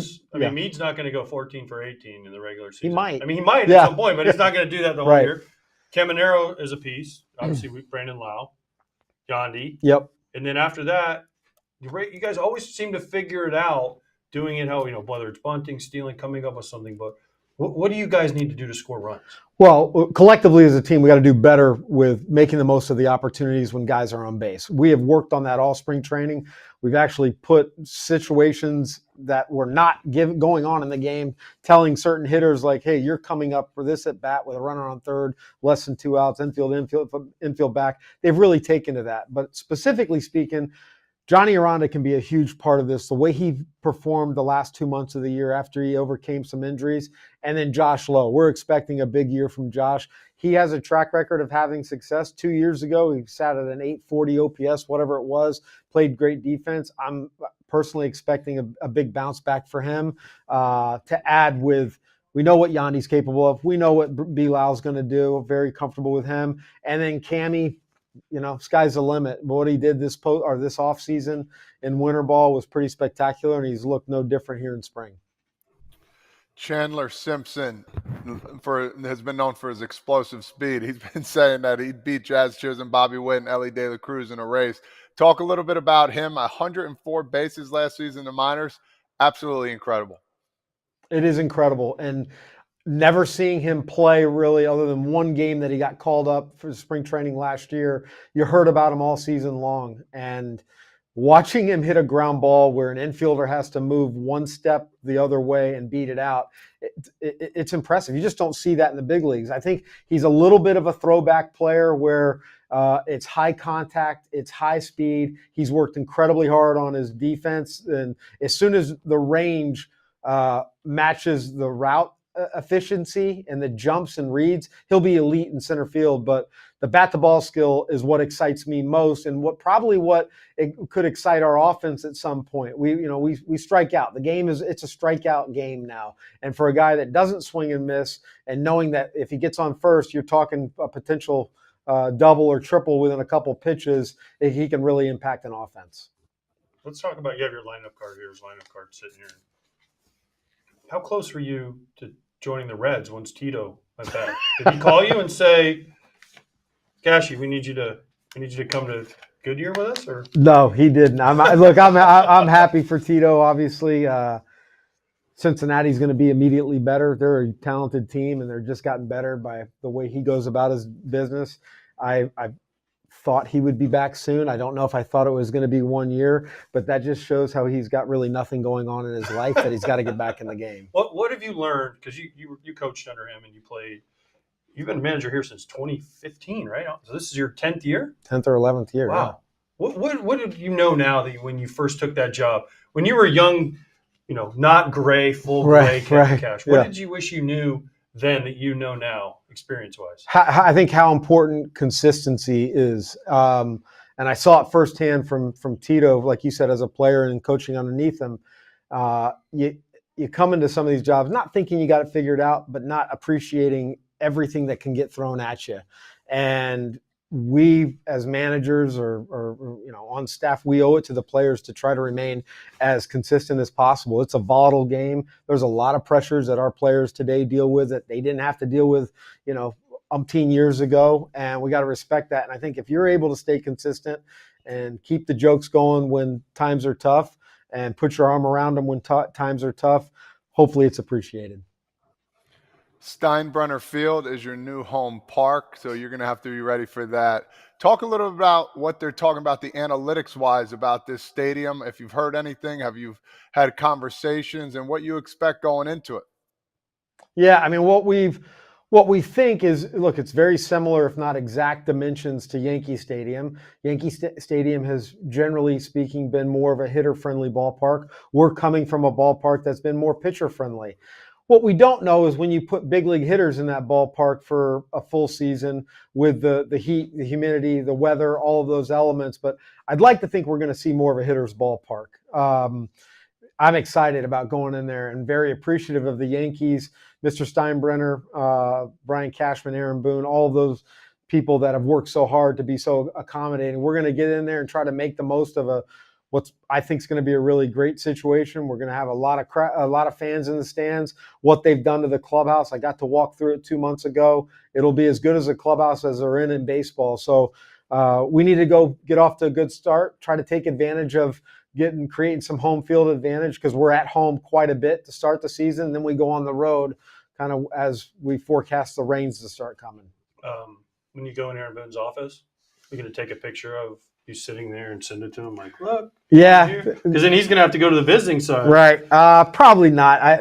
Boone and I go back and forth. We talk a couple times in the off season. I saw him the other day. Appreciative of him just as much. And it is awkward, but I'll be very respectful of the situation. No, he would not have been. Yes, exactly. Yeah. So at least you learned that from Right, Peter, exactly. what not to do. All right. Before we let you go, Todd, we need to bring in Todd here for this. So Todd always talks about how he won the Little League World Series. He's Mr. Little League at Toms River. Now, Cashy also got to go to Williamsport. So who's a bigger Little League legend in their town, Cashy or Todd? We've talked about this during the playoffs a couple of years ago. Man, we were sitting down and having great conversations. He started it all, so I'm just following in his footsteps. That's all. He made the mark, so I give it to him. Listen, it's very easy. He was a really good major league player. I peaked at 11 years old. My career peaked. So I'm taking myself as an 11-year-old. Okay. Yeah. All right. No doubt. No doubt. All right, that was his career year. I love that. Kevin, awesome to have you on. Really appreciate the time. Good luck the rest of spring, and we'll see you this season. Appreciate that, guys. Good seeing you guys.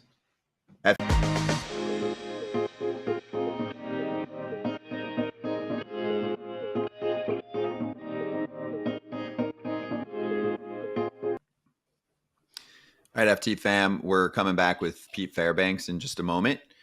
Always a great interview in baseball, one of the best. But while we have 2 minutes here and we continue to look back at yesterday, it's spring training, Todd, but 6 punchies for Bryan Wu in 2 1/3.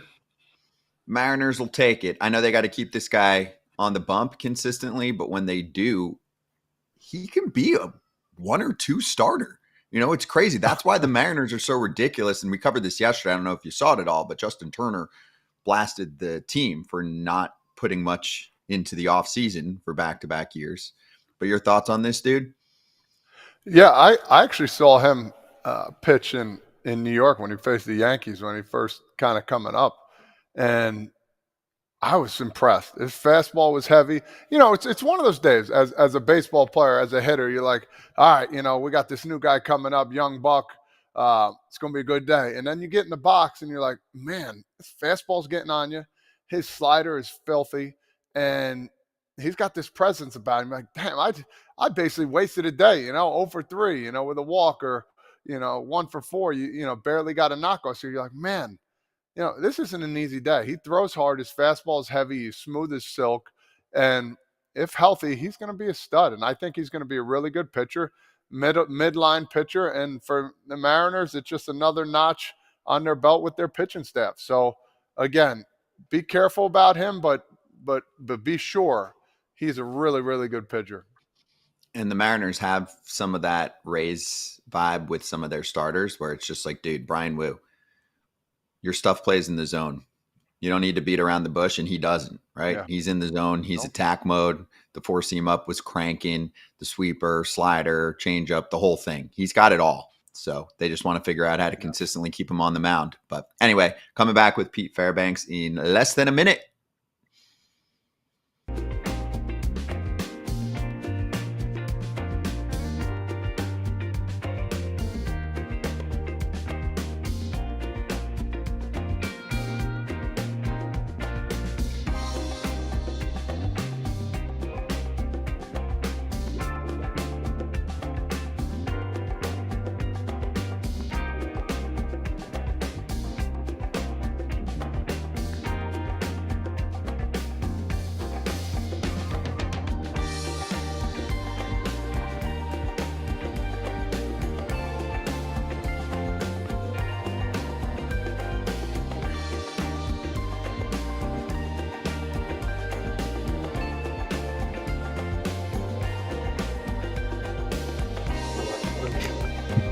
Just in my closet. We've got one of the best interviews in baseball back with us live on Foul Territory. Obviously, Well, wait, the hold on, Florida wait. audience gets to see him a lot too. Hold on. The TV audience Wait. gets the show all over the state. What's wrong? What's wrong? Why are Did you so see his outing excited? yesterday? He's throwing balls yesterday. They were all over the place. They were closer than that. I'm There ducking was for only cover. one. There was only one, and it was above the plate. It was just very above the plate. Your breakdowns after outings in general are always just spot on. And as you know, Pete, super appreciated because people just want to hear real human beings speaking after a game. So what do you got for us? Somebody told me I was terrible yesterday, so I gave him a thumbs up as I was walking off the mound. I'd like to see him get out there and walk 4. That might be within his capabilities because it was certainly within mine. It was chilly yesterday, though. Yeah, you know, it's my below hand was good. The strike zone, and I just Did you challenge any though? we challenged. We were 1 for 1, and then I went in and I asked Snides. I was like, "Hey, could I have challenged anymore?" He was like, "Yeah." So, great. So probably should have been tapping the head a little bit more than I was. Closer again for the Rays this year. Every player that gets to your status and your service time, the first question is, are you going to finish the year with the Rays? I sure hope so. I think based on what I'm hearing, you know, let's win some ball games, and I think everything will work out the way it's meant to work out. You know, whether that's me here or me elsewhere. You know, I just trying to go put some counting stats in the column and let the chips fall where they do. Pete, did you have any concerns about that last year when the Rays were making moves that you might have to be moving to? Erik is he's fantastic. He's very, very transparent. So I wasn't too worried. There was a day that I came in from stretch and my phone was kind of blowing up. And I'm like, interesting. I've got a text from Aaron, my agent. He's like, "You are not getting traded." I'm like, "Why?" And he's like, "Yeah, somebody from some New Jersey paper is rolling with it on Twitter." And I was like, "Great." I talked to Erik when I saw him in the clubhouse. He's like, "Hey, you're not going anywhere. I will be sure to let you know. It will not be some beat guy from whatever paper this is that does." And I was like, "Perfect." How nice is that, though? It's the best, right? Yeah. I mean, it makes it so easy on us to just go do what we're supposed to, right? Go out there. So be what healthy. if you were? What I want to know is what if he came to you and said, "Hey, in the next week you could be traded at any moment." Do you go home and like pack up your stuff? Now, I necessarily probably wouldn't be the one packing, but my Well, yeah. wife probably would start Yes. packing immediately. Stress level through the roof. Stress level through the roof. Immediately yelling at you that you're doing something wrong. Yeah, telling me I have too much stuff, etc. Exactly. I think, honestly, I don't think that would be my first. I don't think our first thing would be to pack. I think it would be to start calling schools in St. Louis and be like, hey, we got to get a spot for 2 kids coming up. Since that'll probably be where we end up when it's all said and done. But yeah, there'll be some calls. But when I think signing the extension with them and kind of understanding how, Erik and company has to operate, given, everything that goes on here, that's something that I was very okay with, something that I had, accepted and knew was part of, signing the extension. And so then it becomes something that I don't necessarily have to worry about in my day-to-day. It becomes, hey, I'm going to go pitch. I'm going to work on what I need to work on. They'll be transparent. They'll let me know if and when it happens. And we'll go from there. It's not something that's, it's like what they call it in economics, like a sunk cost. It is what it is, right? We don't have to go continue to worry about it, more so than just accepting that it, can happen. As a veteran now, you're a Rays veteran. Yeah, I'm very old in our clubhouse. Yes, and I'm only 31. Oof, that is like ancient in the Yeah. Rays. But you saw Yandy's comments, right? About you've seen a lot of turnover here Yes. in the Rays. Yandy made some comments about some guys. Yeah. Your thoughts on, what he said and the fact that Yandy's speaking out and saying, hey, we're going to try and do some stuff a little bit different here. Yeah. Well, good. I know the quotes there because I don't know if I've ever heard a good Yandy quote besides those. Look, I think that there's an aspect to allowing the freedom to be yourself, but also operating within a greater hierarchy of structure. And I think, when that pendulum swings right, science says it can't get past this certain point of whatever level of freedom. But, somehow if somebody gave it a little extra boost in the middle, we might have swung too far in either way. And, I think that there's something to be said for cohesion, and feeling like you're part of the front as well as the back. Okay, that was an interesting way to say what I think we got out of what you said. That Yeah, certain people need to kind of conform. I think, which is fine. It's everybody, right? It's not. Yes. It's not certain people, right? It's not like you can point fingers and be like, oh, well, you've done this, that, and the other, without being like, oh, well, I do some pretty individual shit too. Like it's not, it's just kind of the nature of the game of when you baseball. walked for right? yesterday, that was all your fault. That, if I could blame Cash for it, I would, but I can't. All right, Pete, I got one for you. You're on the executive subcommittee now, right? With the Players Association? I ran a wonderful campaign, and I am now a subcommittee member. And congratulations to you. That is true. Thank you. All right. Yeah. Well, then give me something good on. Meeting today. We did have a meeting today. Mhm. And to quote an iconic Matthew McConaughey line in which he shows up for like 6 minutes and steals the movie, it was very, above the ears, acidic mustard gas type shit, I don't know what you're talking about, but just hearing you say that was awesome. What movie is that? Wolf of Wall Street. Oh, that's right. It's right before he starts thumping his chest. Yeah. Oh, yeah. I told you, he goes up for 5 right. minutes and he steals it. He does steal the so show. we had, All right. Talked about the State of the Union. It was, for some, it happens every 4 years. Well, every year, but you only think about it every 4 years. And for us, it's like spring training, the president comes in, gives you the address, and you know where you stand and what you got to, be mindful of coming up. So, Pete, just give me one thing that you want to see change, or one thing that you're working on being on that committee, like why you're there. Give me something on, what is important to you. I'm there because I think, that the people that, are fortunate enough to be able to serve on player leadership and attempt to,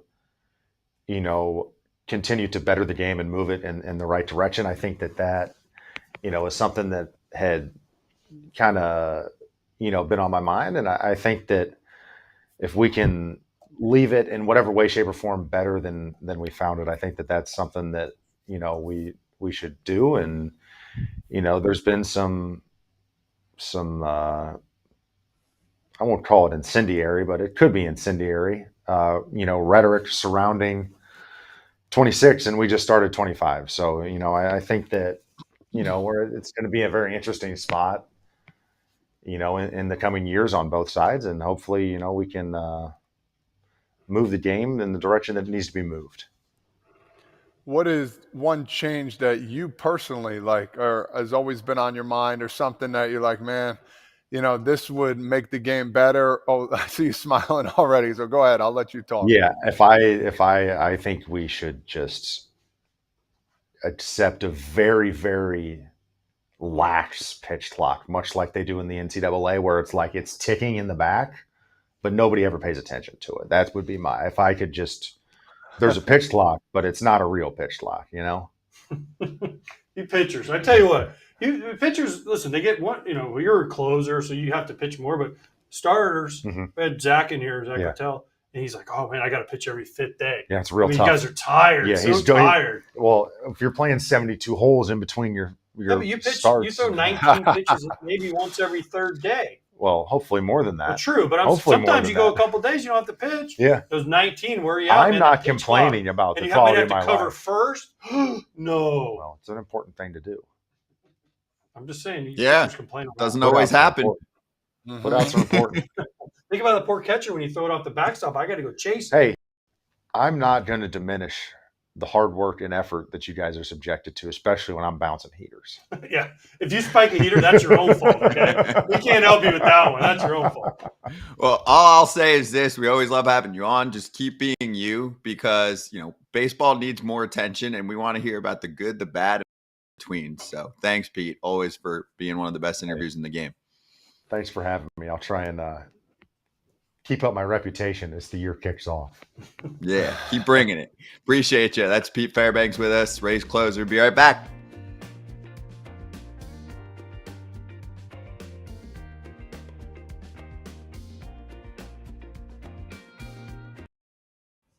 All right, I'm going to bring this one up, Todd Father, while we have a moment. You see all the Barry Bonds talk that he could still easily smash 100 miles an hour coming at him, and then Andrew McCutcheon had that long tweet about how he was in the cage with him before a game, 2018, taking BP, said normally before a game, when you're out of the blue, decides he wants to take swing, steps in the cage, slacks and dress shoes, first pitch, patented bunt, next pitch, huge hack. He said you could hear the whip of his bat, unlike anything I've seen at the present time, slips from the torque and the slippery dress shoes on the turf, and the ball goes straight up into the net above him. So now there was a TV that was about 5 feet above the net of our cage. Ball was hit so hard, hit the TV screen, shattered it. He said ball didn't go through a hole of any sort. Net just stretched far enough because of Bond's power. I say all of that to say this. I believe him, because he said 100's easy for him still. Believe it. Listen, I say this, he's probably he's the best hitter to ever set foot in Major League Baseball. Say what you want to say about the guy. I mean, look at the numbers. He just had to step foot in the box, and he was basically getting on first base. And then when he did swing, choke up swing, what was a 32-inch bat? It wasn't even the longest bat. The barrel was so big, all he had to do was touch it. He was so strong. Absolute beast, absolute stud of a hitter. And if he says he could still do it, I believe him. I recommend anyone to type in Barry Bonds foul territory as well when you're searching for clips later, because we had a great conversation with him. Yeah, he was really good. He spoke about some of this, like, oh, I could handle whatever now. We were like, can you handle the pitching now versus what you were dealing with? And he was like, of course, if you're at this level, you can figure out how to adjust to what is getting thrown your way, right? Less heaters, obviously more velocity, stuff like that. So dude is a legend. And obviously he's in great shape still. I was next to him, Todd Father. I mean, he looks the same age. He's in the same shape. Yeah. He's one of those guys that, you don't see too often. He talked about it, but he also walked about it. This guy, he preached what he wanted to do before a game, and guess what? He executed it every time. He's a great philosopher about hitting, and he can break down your swing and make you feel like, break it down like you're in 5th grade so you can understand too as well. He understands the art of hitting. He understands how to hit. One of the most clutch hitters and one of the most dominant hitters in baseball to ever play this game. And if you're one of those hitters, I'm sitting back and listening, and I'm taking notes as well. Yeah, still a great interview too. Interesting. You got it. It's hard to get them, but if you can get them, the combos are great.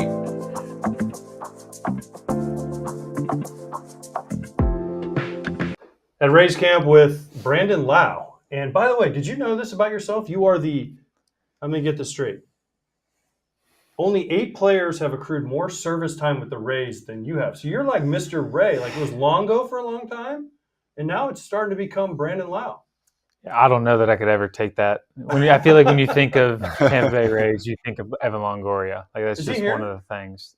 I don't think so. Oh. I was hoping like he would be around, because he was like the guy forever. Yeah, I mean, it was him, KK, and I feel like it's very strange saying me at this point.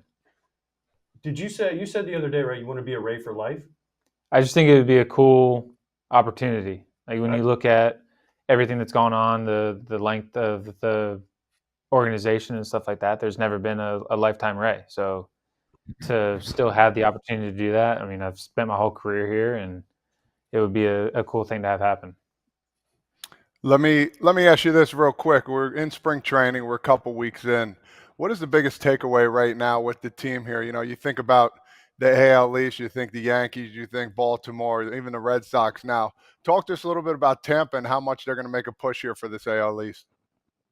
Yeah, I think the biggest thing that I don't think anybody's really talking about is our starting pitching. We get Shane back. You have Rass that's making his way back into the starting rotation, and then guys that were staples for us last year that were extremely good. And the other side of the ball, we get to go play in Steinbrenner, and with our pitching staff and the friendly dimensions of that place, I think we're going to be really, really good this year. Were you were in Clearwater yesterday? Were you? Were you in Clearwater? No, yesterday? I didn't go to Clearwater. We were in Clearwater yesterday, and you guys played the Phillies. The Rays played the Phillies, and in the first inning and a half, there was like 4 challenges. Yeah, I saw that. I was watching online. I had to keep an eye on our guys, and it's interesting. I've yet to play with it, so I don't know. You guys don't have it here, right? We don't have it here, but seeing how it was used yesterday, and just some of the calls. It's a game of inches for a reason, and pitch misses by an inch, it feels like it's a mile. So it's cool to see it get challenged and get used in certain ways, and it's not even a fact to try to out an umpire or anything like that. It's there's competitive at bats where it's 3-2 and you get rung up, and all of a sudden now it's not. It's little changes like that, and I think it's gonna. I don't know when it might make its way in or whatnot, but I think I still need to play on it to really get a true grasp of what it is. Yeah, that'll be a strange. And you have to tap your helmet. Yeah, to start tapping the top of my head to make a challenge.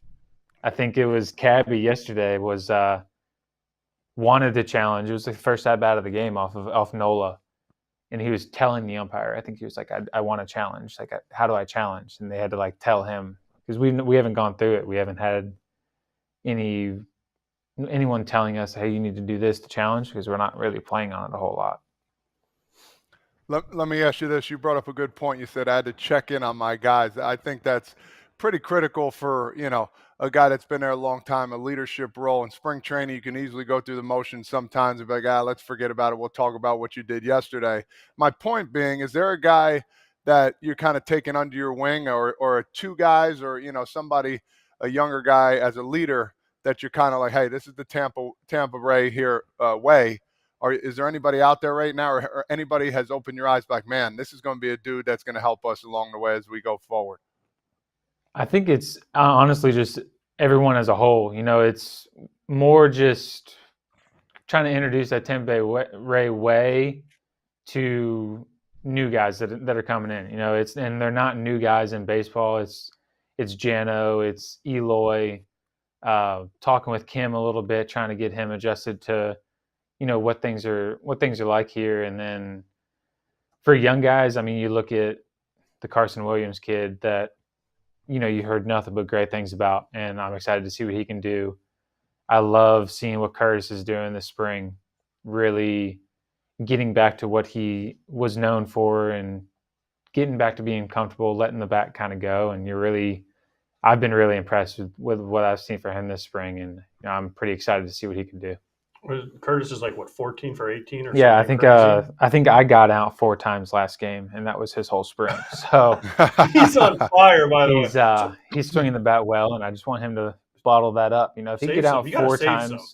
he could just get out 4 times during the regular season. That'd be pretty cool That'd be too. awesome. Yeah. What is the Rays way? Because I've always told the story that when you used to go to the batting cage in the Trop before they put the visitors one in, Mm-hmm. you had to walk down, and there was a big sign, "We're going to do it the Rays way." And it was kind of a Joe Madden thing. What is the Rays way?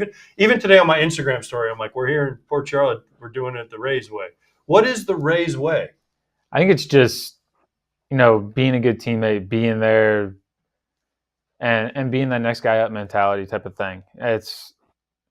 I'm here. If you're my teammate, I want you to do just as good as I'm doing. There's no egos. There's no I want to do better than you because I hope that my numbers look better than your numbers kind of thing. And I feel like it's just kind of a league-wide thing. Like I don't think that that's very prominent around the league, but it's just one of that, like, everybody is rooting for everybody in every situation. Like if I'm on the bench, I don't want the guy that's playing second that day to make an error or strike out or anything like that. Like if I brought him up earlier, like say Curtis is playing second that day, I hope Curtis goes 5-5 with 5 homers because winning is a whole heck of a lot more fun than losing is. Let me ask you this. You guys know you're not playing at your stadium this year. You'll be playing over there at the Yankees minor league park. Very interesting. It's going to be difficult. It might be a little different. It might be great. You never know. I want to ask you, what has everybody been talking about? Is everybody like, whenever we go to that stadium, I want to play to make sure I know what we're supposed to do? Like, is there a lot of talks going on about it, or are you guys just going about your everyday? Because there's got to be some kind of talks about what you guys got this year for your home stadium. Yeah, absolutely. I think the very first game of our spring was actually at Steinbrenner, and we only sent like half of our guys because it's the first game of spring. You're not going to send everybody up there to go play your games. So, certain guys got to go up there and see it. We've seen all the media posts about their brand new locker room and stuff like that. So I think everyone's over the moon excited for that. It looks incredible. I think they did a great job with it. June, July, August will be very interesting. We've already kind of talked about, what are we going to do to make sure that our guys are comfortable? It's going to be hot, early work, BP, all that kind of stuff. It's going to be warm, and, make sure our guys are hydrated, whether we have some way to get IVs to guys to make sure they stay hydrated. But, I made the joke that, when I think it was January or something, when the decision came out that we were going to play at Steinbrenner, I kind of just made the joke. I was like, dang, our offense got a little bit better today. Wind blows out there a lot. The wind blows out. It's warm. The ball likes to fly better when it's warm out instead of it. And this isn't a knock at the Trop. It's 72 degrees every day. The ball didn't fly as well in 72 as it does in 95. And, maybe there'll be a little bit more oomph on our ball a little bit. That pop up to the track is now, a row deep at Steinbrenner. And, we're having fun with it. We understand that it's going to be a different year. It's going to be a tough one for guys to get adjusted to. And, anytime someone hits a pop-up to right field here at Port Charlotte, everyone yells Steinbrenner. Nice. It's got you guys are getting used to it then. We got a shot in Steinbrenner. And, it's just, taking the year for what it is. I mean, it's going to be tough. It's going to be a different situation. The second half of the season, we're on the road a lot. And just kind of taking it as it goes. I think as a whole and as a majority of the players in the clubhouse, we're kind of excited to see what it's like to play our home games outside, play it on natural grass, battle the elements a little bit, and see what this year brings. Here's my thing. First of all, you're going to have a better clubhouse than you probably ever played in because.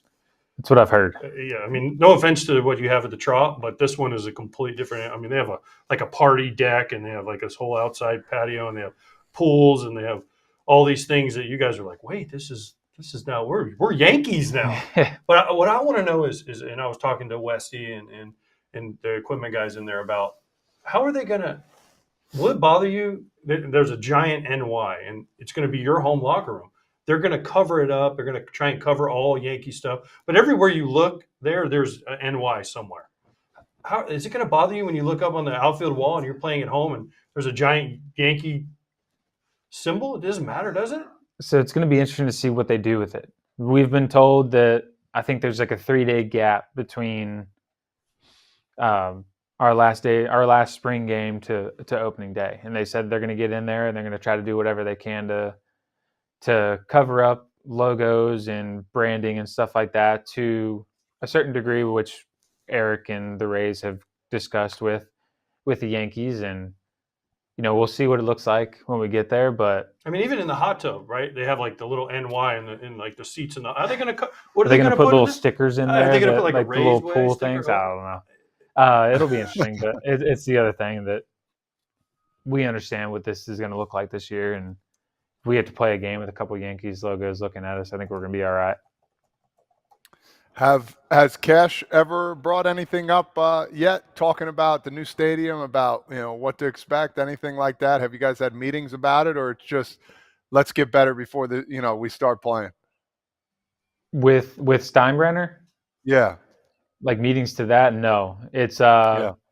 I feel like it's just so early in camp. I think we got 75 guys, and I'm not sure how many like moves have been made to like send guys back to minor league camp or whatnot. So I mean, I'm assuming as we get closer to the full squad being in camp and there being a couple extra guys, that we might have a couple meetings with stuff. And I'm hoping that in that 3-day period we get to get out there a good bit, take ground balls, BP, see how the ball flight looks like, what the lights are like at night and stuff like that, to get a crash course of what this stadium really feels like. All right. So what was it like this offseason for you? Hold on, sorry. You in Springs got traded to Sacramento. That one hurt. And then you were the highest paid Ray, so everyone was like, "Oh, Brandon Lowe, Springs is gone. Brandon Lowe's going to be gone." Now you have Kim, who's the highest paid Ray. Mm-hmm. You said you wanted to be a Ray for life. How does that work? Do you go? Because I saw Erik in there. Should I go in there and say, "Hey, Erik, we need to get this done for Brandon"? No, I mean, I feel like it's something that'll take care of itself. I have a great agency that I trust wholeheartedly, that if they want to talk about extensions and stuff like that, they'll go to Dustin, they'll talk about it with him, and we'll have our conversations there. But as of right now, the only thing that I'm truly focused on is playing baseball and seeing how many games I can get under my belt this year. See, this is why I think you should be a Ray for life, because we were talking before you walked in here, and you have acclimated to the Port Charlotte life perfectly. You said you were living in a retirement home with pickleball, golf. You said you and your wife were playing shuffleboard, right? All we need is little walks around the neighborhood through the trailers. I don't know if there's trailers. I'm sure. No, nice. it's a very nice neighborhood, and with 2 little kids, it's a little bit nicer to know that you can walk the neighborhood. You can go. I can take my son to, the pool, and can't swim yet, but he loves the pool. You can hold him and walk around. Yeah, he'll jump right on in. He nice. does not care that he doesn't know how to swim. Have you not given him swimming lessons yet? We try. He's 2. Dude, you got it. It's best coming. advice It's happening. in the world is, having grown up in Florida, you take your kids and you take them to swim lessons and you leave, because the first thing they do, listen, you're not going to want to watch, because the first thing they do, they throw your kid into the pool. Jesus. And they make them figure it out, and you do not want to sit there. The first one I watched, my second one, I'm like, I don't want to ever, because the kids face down, they figure out how to turn themselves over, but for that like 10 seconds. Yeah, in your mind, I don't need that. My kid is dying right here. No. And then they grab him and flip him over, and then they do it again, and then they figure out, I can flip over and breathe. Yeah, that's horrifying. I know. No part of me that's going to be. Yeah. Walk, go to the bathroom, walk that's out of the room, then come back when they're good. I'm sorry for this one. Mom's taking them to that. I couldn't handle that. Exactly. Is your wife, because you had the bakery, Sweet and Loud going? I'm thinking from a marketing standpoint. In a retirement community, if you put up like a roadside stand with your kids, think how many bakery goods she could sell in that community. It would possibly work if our kids would allow that. My son is off every single wall in that house, and My daughter is 4 months old. Yeah, but so see, that's she what I'm saying. is- Just prop them up there. Oh, Because there's no propping. every old person that walks by, every retired person is going to say, "Oh, it's my grandson. I can give him $5. I can give him." Right? No. Yeah, I'll buy use him as a cookie. marketing Yes, technique. use Yeah, him as a marketing ploy. absolutely. If I could understand that he wouldn't try to run away and would actually sit there and be happy sitting there, sure. But knowing this kid for 2 years, that's not happening. Perfect. Well, hey, Brandon, thank you very much. We appreciate you Absolutely. coming on. Have a great year. Stay healthy, and let's see how the Rays way works this year. I appreciate it.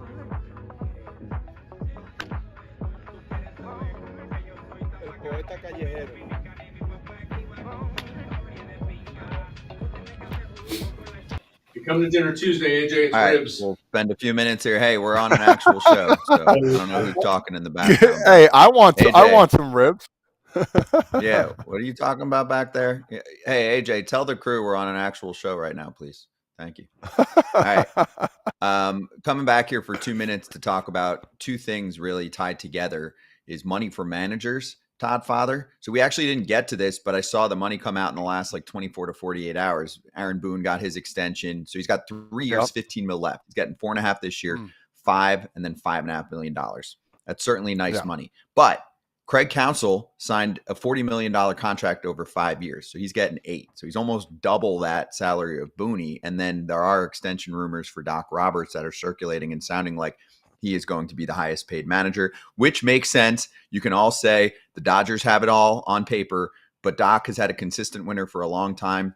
He is beloved among the clubhouse members, obviously from front office all the way down to players, staff, etc. He has just got it all working. So he deserves, Todd Father, in my mind, to be at least a $10 million a year manager and over at least 5 years, because he's flat out been a better performance guy than Craig Counsell. And I know he's got more to work with on paper, but still, you actually have to deliver on the results. Yeah, and he's been delivering. He's been going here as a manager each year as he's going forward. This is his second world championship in baseball. He's a guy that has the players have his back. He has his players back. He has a really good team, and the expectations are just as high. And I think it's just going to happen the same way. It's going to be, it's not going to be back to the drawing board. It's going to be the same old song and dance for him. He's got a great ball club. He expected a lot out of his players. He's a great manager. He has a good coaching staff too as well. They all buy into his plan. And guess what? He's going to keep doing it. And he definitely deserves a lot more money. And it is looming. We should know here pretty soon what he's going to get. And he should be getting or expecting a lot more on the table for sure. And Boone's underpaid in my mind, AJ. Yeah. Yeah. I agree. Todd Father. 4, 5, 5.5, whatever it is. I mean, Doc's going to be getting 10 plus and Counsell's getting 8 plus. To me, it was, closer to a 7, 8, something like that, at least close to 10. That's my take. I mean, Yankees went to the World Series this past season. They don't always have a perfect roster either. The Dodgers, I think, usually have a better look on paper. So anyway, we'll be right back. Jonny DeLuca, I think, is sitting down.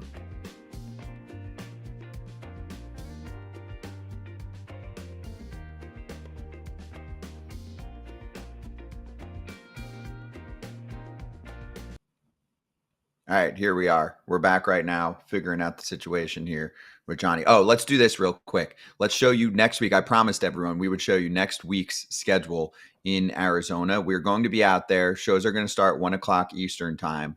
And on Monday, we're talking Dodgers camp. Tuesday, Diamondbacks camp. Sprucey, I know you were waiting for that one in the chat. Wednesday, 2023 World Series champs, the Texas Rangers.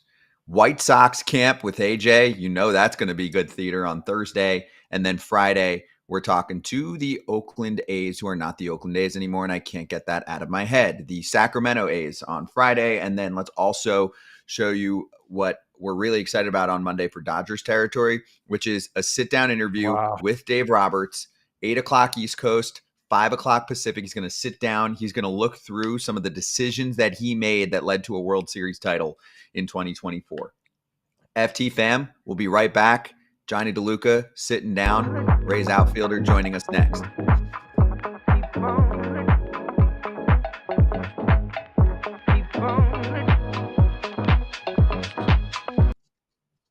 All right, here we are. We're back. But anyway, just to continue the conversation we were going over for a moment, Boone's underpaid.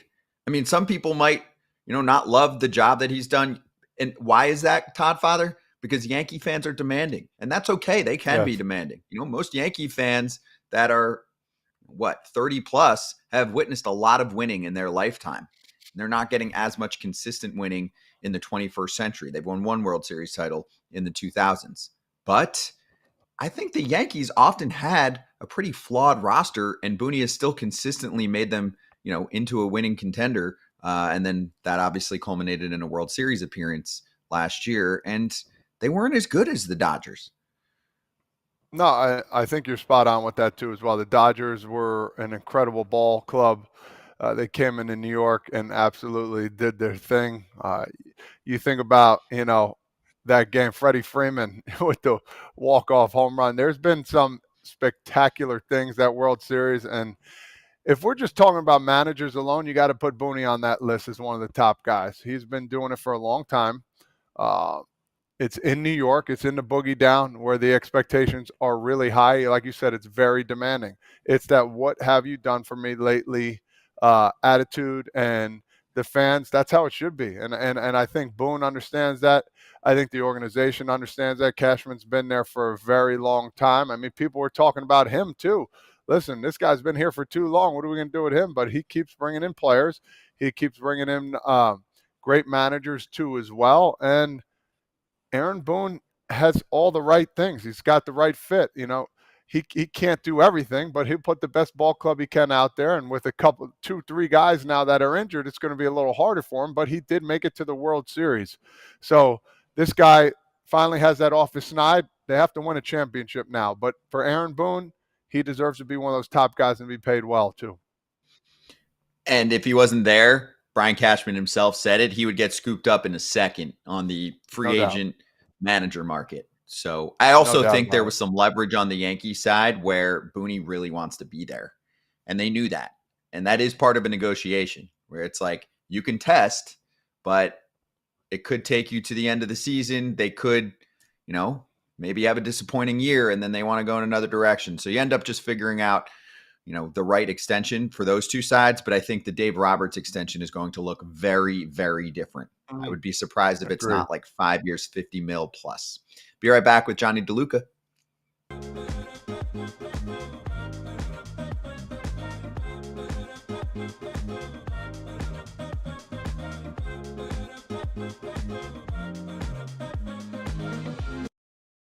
All right, we've got Rays outfielder Jonny DeLuca with us right now, finishing up at Rays camp. Jonny, great to have you on. Thanks and good to see you. And are you excited to be a Ray? Not only because of obviously what you saw last year and how fun it is to be a part of this team, but you get the opportunity too. I mean, we were just talking about the Dodgers. You come over from, a team that keeps signing free agents where the Rays are like, hey, we're going to promote within here. So how you doing? Good. How are you guys? Thanks for having me. To answer your question, I'm super excited. Obviously, having the opportunity to be an everyday center fielder here is great. And obviously, the expectation is high. And I'm doing everything I can, all the work putting in now in spring training, kind of getting all the kinks out, and hopefully have a great season. All right, take your hat off. Oh, gosh. First of all, the drapes match the mustache. How do we? It's almost the same color. I know it's is. Like, yeah, that's what everyone was saying. Everyone was asking if I dyed the mustache, and I was like, no, I didn't. So that's your natural. This is the natural mustache. Yeah, I don't think I'd dye the mustache. I don't think that would be a good look. Why? As someone that once had that, why? I just wanted to change it up. I went to Hawaii like 2 weeks before spring training, and I was like, hey, I'll dye it blonde. See what it does. Maybe I'll cut it. I don't know. I love it. Listen, I used to have it. I had it for 2 whole years, and I listen. The only problem I ran into is when I would dye I started getting like blisters on my head because you have to do it. Yeah, the bleach hurts. I didn't know how bad the bleach hurts. And you have to sit there for 2 hours while they do the whole thing. So yeah, I don't know that. I'll let it grow out a little bit, and that's the best when you have the tip, like the Guy Fieri little tips. frosted tips. Yeah, that was before your time. Speak about playing here in Tampa and playing the outfield in Tampa. You're going to be the center fielder now. You had great numbers defensively, outs above average, and all that stuff. How much ground do you want to cover? Yeah, that was a big thing I worked on coming in here with the outfield guys. speed wise, knowing that Tampa is very defensively good team. So just really stressing that last off season and last spring training. And I think the numbers show, and I felt comfortable out there and made some strides, just whether it was jumps, arm stuff, routes, whatever it was, just worked a lot on that. And yeah, felt really good. Jonny, you like to pull the ball, right? I do like to pull the ball. So when you came over here, yeah, go ahead. I do it on accident. And when I came over here last year, I feel like I was trying to pull the ball and it wasn't going in the air to left field. So this year, trying to get back to, all throughout the minors, if you look at my homers and spray charts, it's a lot pull side. And a lot of the work I was doing was, ground balls to second base. And then in the game, it happens to go in the air. And that's something that you have to figure out with your body and how you're, mechanically how your body's moving and sequencing. So obviously, yeah, I love pulling the ball, love hitting homers and extra base hits, but I feel like I was kind of stressing that last year. And then you have a year like I did last year and you're like, well, it doesn't work when you try it. So let's go back to the simple stuff. So we're going to call it accidental pull pop is better than on purpose pull pop, at least for you, right? For sure. Yes. Yeah, I like that. All right, cool. All He right, I want to ask was you at more Esoc about for that. 80s. He learned from Esoc So that- for 80s. well, Just get the head That's out. Try part to go two of up. the equation. here, Esoc but only wait. hit homers in VP, and Esoc is, I don't know how he does it. The guy is unbelievable at pulling the ball, but I was a little bit different in the way I pulled the ball, but he's incredible. I don't know how he does it. Incredible, yeah, and it's going to be cool to see him obviously in Houston. We're going to do TV crowd that's watching right now. Show's going to continue on YouTube, so we're going to say bye on there, obviously, and then we'll keep going here as we just got Jonny sat down. So, Jonny, be right back in, 20 seconds or so. We got 30 seconds to go in this show, so appreciate you hanging with us. We'll keep going with Jonny in just a moment. For the rest of the FT fam, if you're just watching on TV, next week we're in Arizona, and that starts with the Dodgers camp. We went over the rest of the schedule too, so make sure you backtrack and check that out. If you have any other questions, obviously just hit us up. Me or someone else on our social team will let you know where we're going to be. Florida the week after. For everyone watching elsewhere, Jonny's still here. Be back in a sec.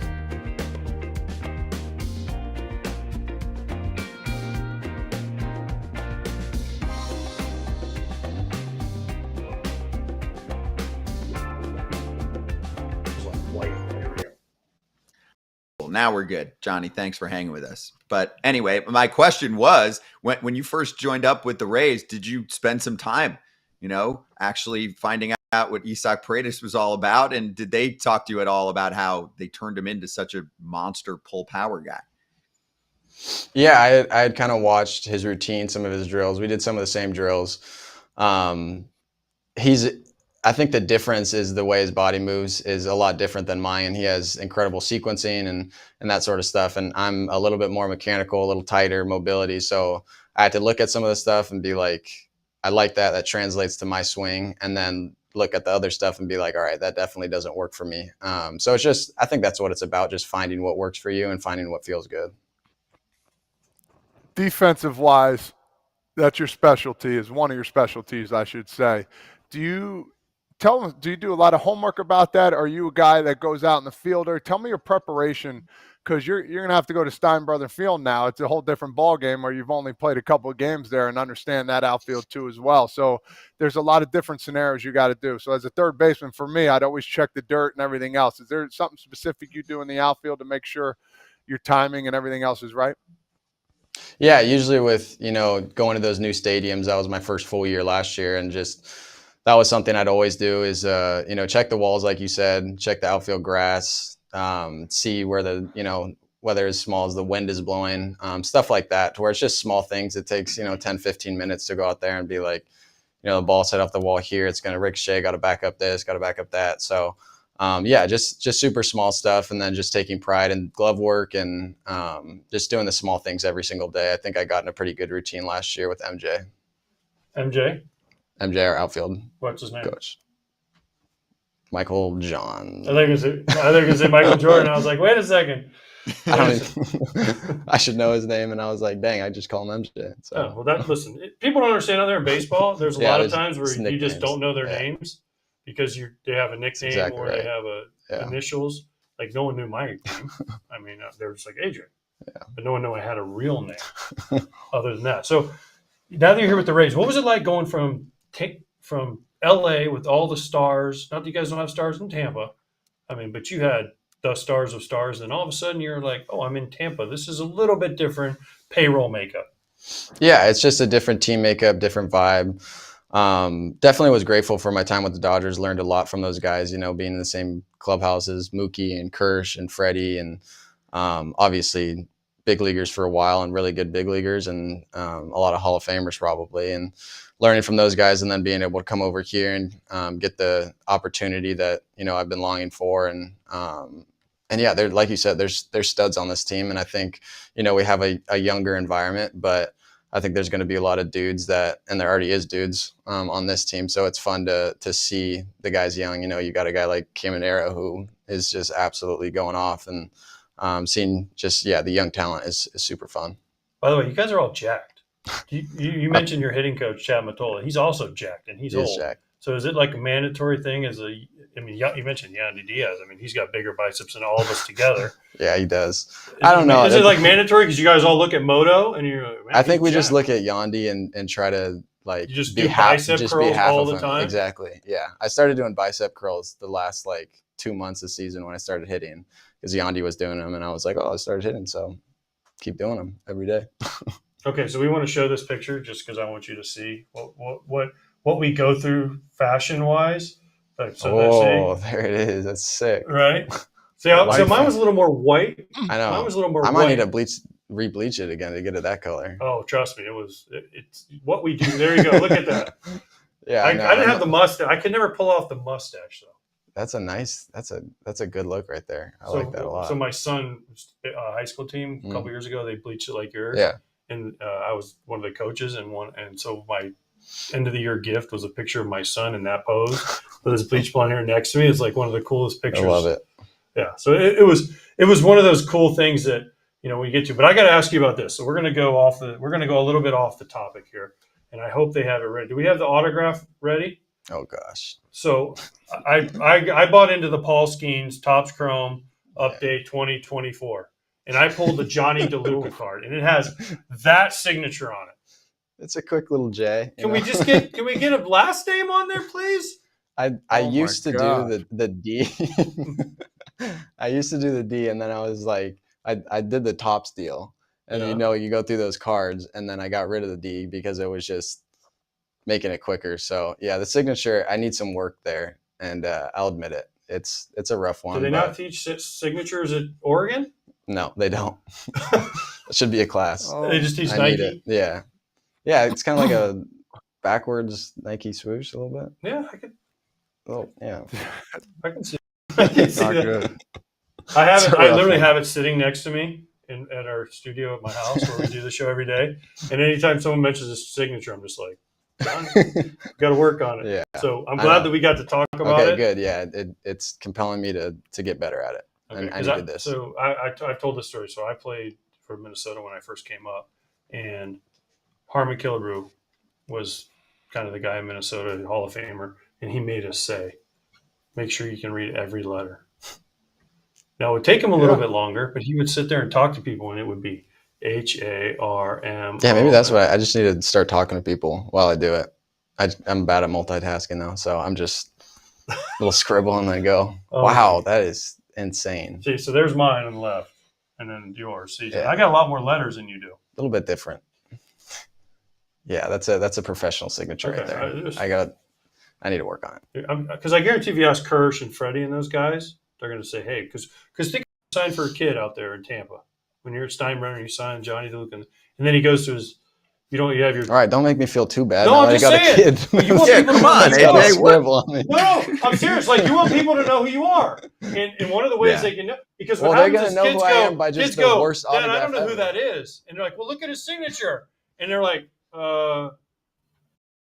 is going to be like, who's that? And they're going to be like, oh, Jonny DeLuca, the worst signature in the league. And then that's how I stand out. That's a good way. That's a good way to change it. That was smart. I like that. You just got to stand out, you know? I'm not going to change it. I'm going to keep it. Yes, I like it. I think you should keep it. Nah, I think you should write it out. So you got to. I don't even want to talk about it anymore. Anyway, is there a guy that you emulate, that you look up to, like as you're coming up in the league? Somebody that I want to take my game after him. Like who's that guy? Comp wise, I mean, I saw a lot of Andrew McCutchen growing up, and I think the game is, similar and just a elite center fielder, and definitely could hit. Hitting wise, I would always look at video of like some of the older guys like Manny Ramirez, Edgar Martinez, Mike Schmidt. So I liked looking at the older guys just because it was fun to look at, the highlight homer videos, and I was super like into the mechanics and all that. But I think right now the comp for me that I would like to emulate is like an Andrew McCutchen type guy. Wow. He's won like MVP and all that. Yeah, stuff, I know. Right? I got Can some you work. sing? I got some work to do. Can you sing? A little bit. Because Yeah, you Kutch can. plays the piano and like sings Oh, he plays the piano too. like legitimately good. Anybody got a guitar? I can play guitar. Oh, see? So- There you go. That's Little cool. musical talent there. Is Next that your time. thing?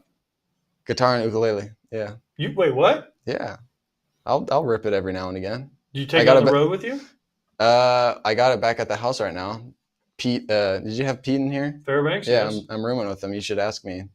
Serenade them every night. Do you really? Yeah. Wow. This would have been valuable info before. Did you get hit by any of Pete's pitches yesterday? Center field? Yeah. We had No Pete comment. on. So.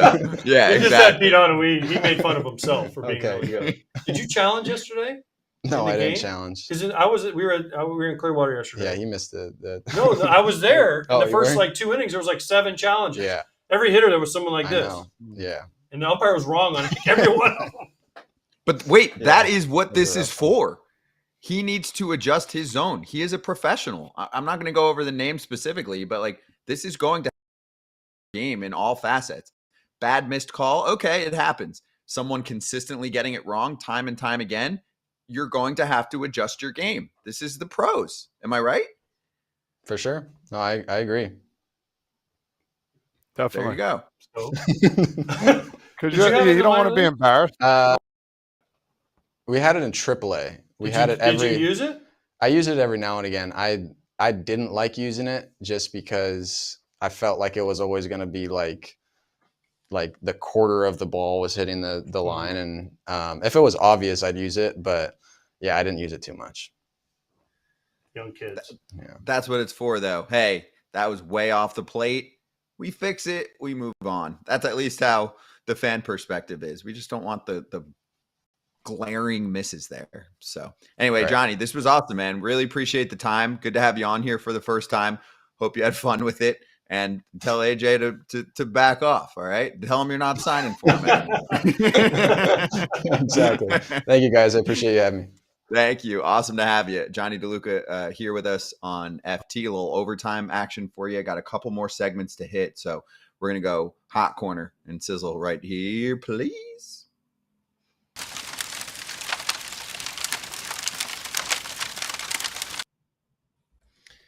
All right, let's talk about Shohei Ohtani first. So last time he threw a bullpen was on February 25th. He's been playing catch, but his manager, Dave Roberts, said the Dodgers are going to give him, quote, a little respite. Man, I probably said that wrong. From ramping up throwing as he ramps up as a hitter. So he's not going to face hitters, Todd Father, before he goes to Japan. And then they'll see how that impacts the timeline for him. He's not stopping throwing. He's not shutting down from throwing. But they do want to manage his workload on the mound as they're also trying to get him going at the plate. And he had off-season shoulder surgery. Remember, his shoulder was messed up in the World Series. So Doc said that came from, quote, synced up communication between Ohtani and the medical staff. And another quote from Doc, we just felt that to intensify the bullpens alongside the intensity of the games wasn't smart. We just wanted to kind of slow play it. I 1,000,000,000% agree with the way they're playing this. And we continue to talk about this on the show, Todd Father.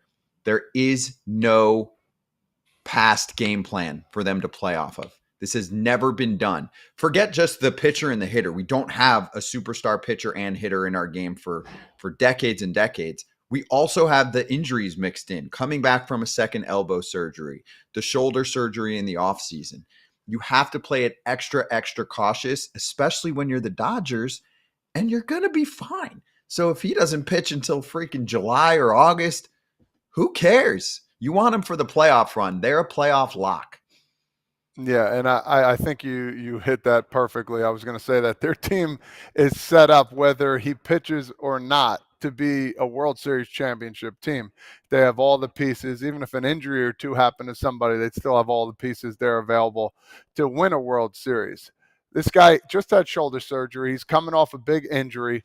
Listen, they just don't have enough time to get him 100% ready to pitch.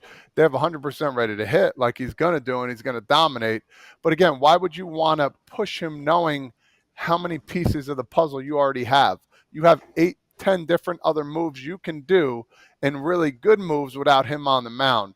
So I think this was their game plan all along, knowing let's stack up, knowing Shohei might not pitch a lot, at least in the early goings.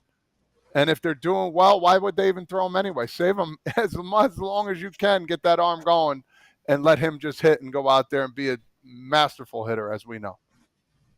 I asked this question when they signed Shohei. What happens if Shohei wakes up one day and says, I don't want to pitch anymore? And now, with all these delays, he's already missed a year. We're already looking, if he's not ready in May, we're already looking into June or possibly July. That's almost 2 years of him not pitching. Is the contract still worth it? Right now, I'd say yes, because the Dodgers won a World Series and the money they make off of them. But again, I'm still going to go back to this. What happens if he's like, I hate doing all this rehab. I hate having to pitch. I just want to rake. Great. That's his prerogative. There's nothing the Dodgers can do, right? If he makes that decision, good for Shohei. But again, people are going to say, well, it wasn't worth it because they signed a two-way player. Shohei is worth it. He is beyond worth it, okay? So that contract in present day value was about half the contract of Juan Soto. Last year alone, we've talked about this a ton on our show. He made the team an incremental marketing value over $100 million. He also had a 50-50 plus season and helped them win a World Series title.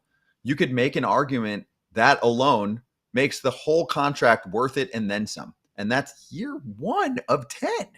He is the biggest bargain in baseball. He might be the biggest bargain in sports contract history, even if he's just a hitter, AJ, because, okay, let's wipe out the pitching. Top 5 bat, and he's bringing the team a ton of money and a ton of success. That's what you sign a guy up for. Agreed. And also, people say, oh, well, the Dodgers are going to have to make up to $68 million for 10 years after he's done playing possibly with LA. Guess what? If they're making $150+ million right now, that's 68, 10 years from now, 9 years from now, they're going to put it in somewhere. It's going to interest. That's going to be chump change. And that's why with the Dodgers payroll, and yes, everyone says, oh, they're deferreds. Well, guess what? That's smart because they're making all the money now. They're winning World Series now. That money later on, they're going to be like, we don't even care. We won. Let's say they win 2 more World Series in the next 10 years. They're going to be like, we won 3 World Series under this. This contract was 1,000,000% worth it. So I still think he's worth it. I still think it's a great signing. And like you said, Scott, he's the most underpaid guy on the planet right now. Yeah, also that money has to be put away. I think you get a year to have to put that money away. It's not like 10 years from now and you're just going to be like, whoops, we don't have enough for him. Like you said, AJ. It's an escrow. It's an escrow. Yeah, it's an escrow. They're good. They're so good on this deal. I mean, they probably saw this offer, Todd Father, initially from Ohtani when he brought up the $68 million a year deferred of the 70 to make it a much, much lower contract value. They probably were popping bottles right there, obviously not knowing they had him yet, but the fact that, you know, they could manipulate the money that way, it's huge for them. So on the pitching side too, I just want to say it's a bonus. It's awesome. We all want it sport-wise to be able to see more two-way players. If you're a fan of baseball, it's super cool. I'm sure other teams are obviously okay if he's just a hitter and not bringing as much to the table. But either way, he's a massive asset to the team and he's worth it. 100%. Well, we've talked about this over and over. The best player in baseball right now, the best hitter, and he is going to keep doing it and doing it for a lot more years. People are like, oh, what about Soto? Yes, Soto's right there, but I just believe those two guys, I mean, they have all the intangibles as great hitters, and they are superb. But again, all the money in the world, worth it. Whatever team he was on, now the Dodgers get to reap those benefits. I mean, think about it. Ronald Acuna Let's Jr. is ask, going to run a Todd. little less this year too, AJ, and that's just the stolen bases. Ohtani does all of these things that put a lot of wear and tear on your body. And so I give the Dodgers credit. I mean, I don't want him just popping up in October to pitch because he's got to pitch a little in the bigs and make sure everything's good. But if he doesn't pitch until August and he's fine and you save the bullets, do we care? So be it. No.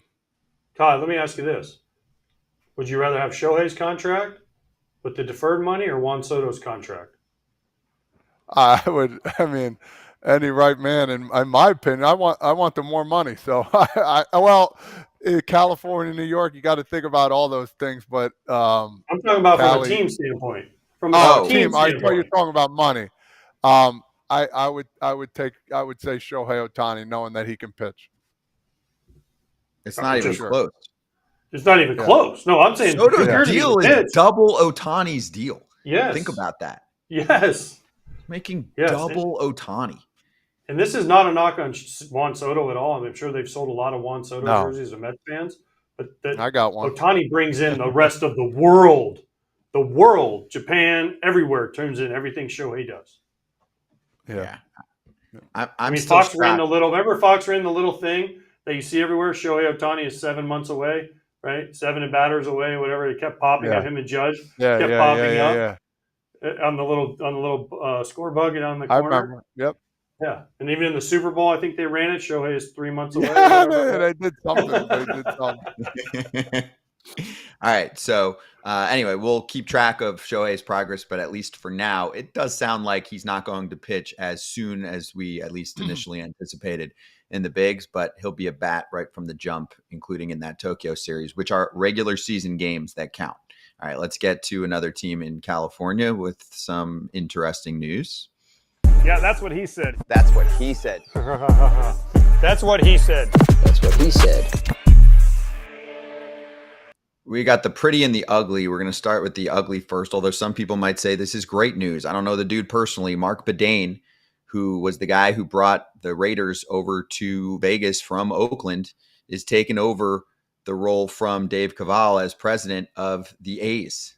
He left the Raiders with some controversy in 2021, and he does have experience in bringing a team over from one city, Oakland, to Vegas. So this does make sense in some ways on paper. I will definitely bring up the news that I don't know enough about, but you can read about it in stories like the New York Times, The Athletic, etc. Because he handled that Raiders move in 2020. He left 1 year later. He, from what I read, was essentially forced to resign along with the CFO and the controller, which deals with taxes and other stuff that I don't understand. But owner Mark Davis of the Raiders said it was because of, quote, accounting irregularities, including overpaying on taxes. So it just sounds like there was some shady stuff going on there. He did claim 2028 is still the plan. All right, I got to get my joke in here first too, AJ. So shady situation. That's got to be on the resume. John Fisher, owner of the A's, is like, he brought a team from Oakland to Vegas, and he's got some shady history to his name. Did we just become best friends? Yes. Let's not forget this guy blasted the A's not long ago. What was it, 2023? Here it is. Where he said, you expect a level of honesty and professionalism from them that just ain't there, doesn't exist. I mean...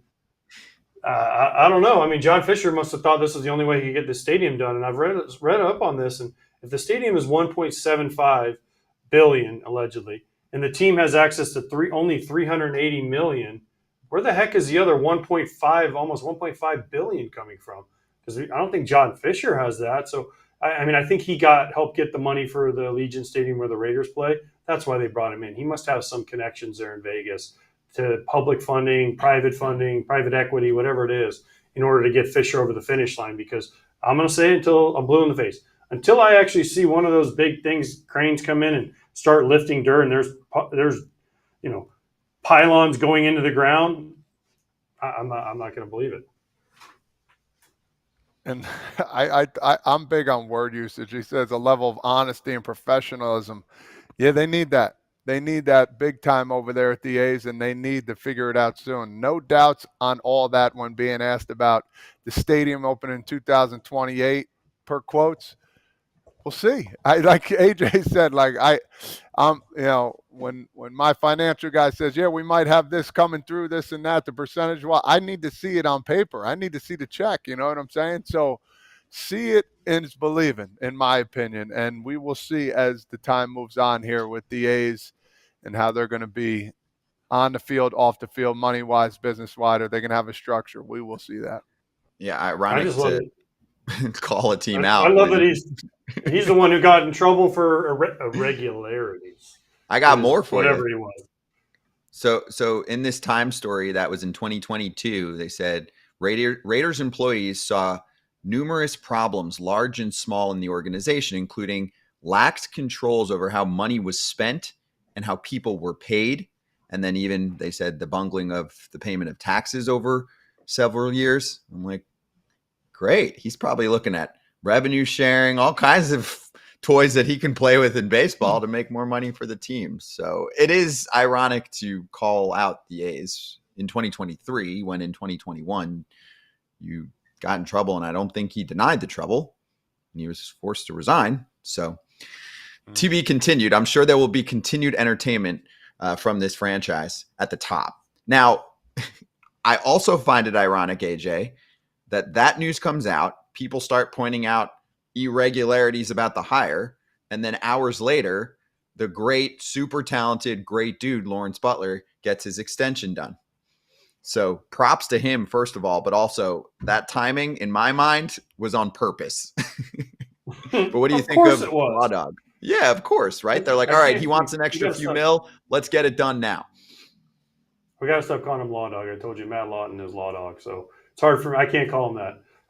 But great for him. Are you kidding me? $66.5 million with the A's. They signed Severino. They traded for Jeffrey Springs. They signed Brent Rooker. Now they've signed Lawrence Butler. Like, this is awesome for the – hey, guys. Hey, buddy. This is great for Lawrence Butler and for the A's. I love it. I love that they're signing guys. I love that the A's are spending money now. Do they have to spend the money?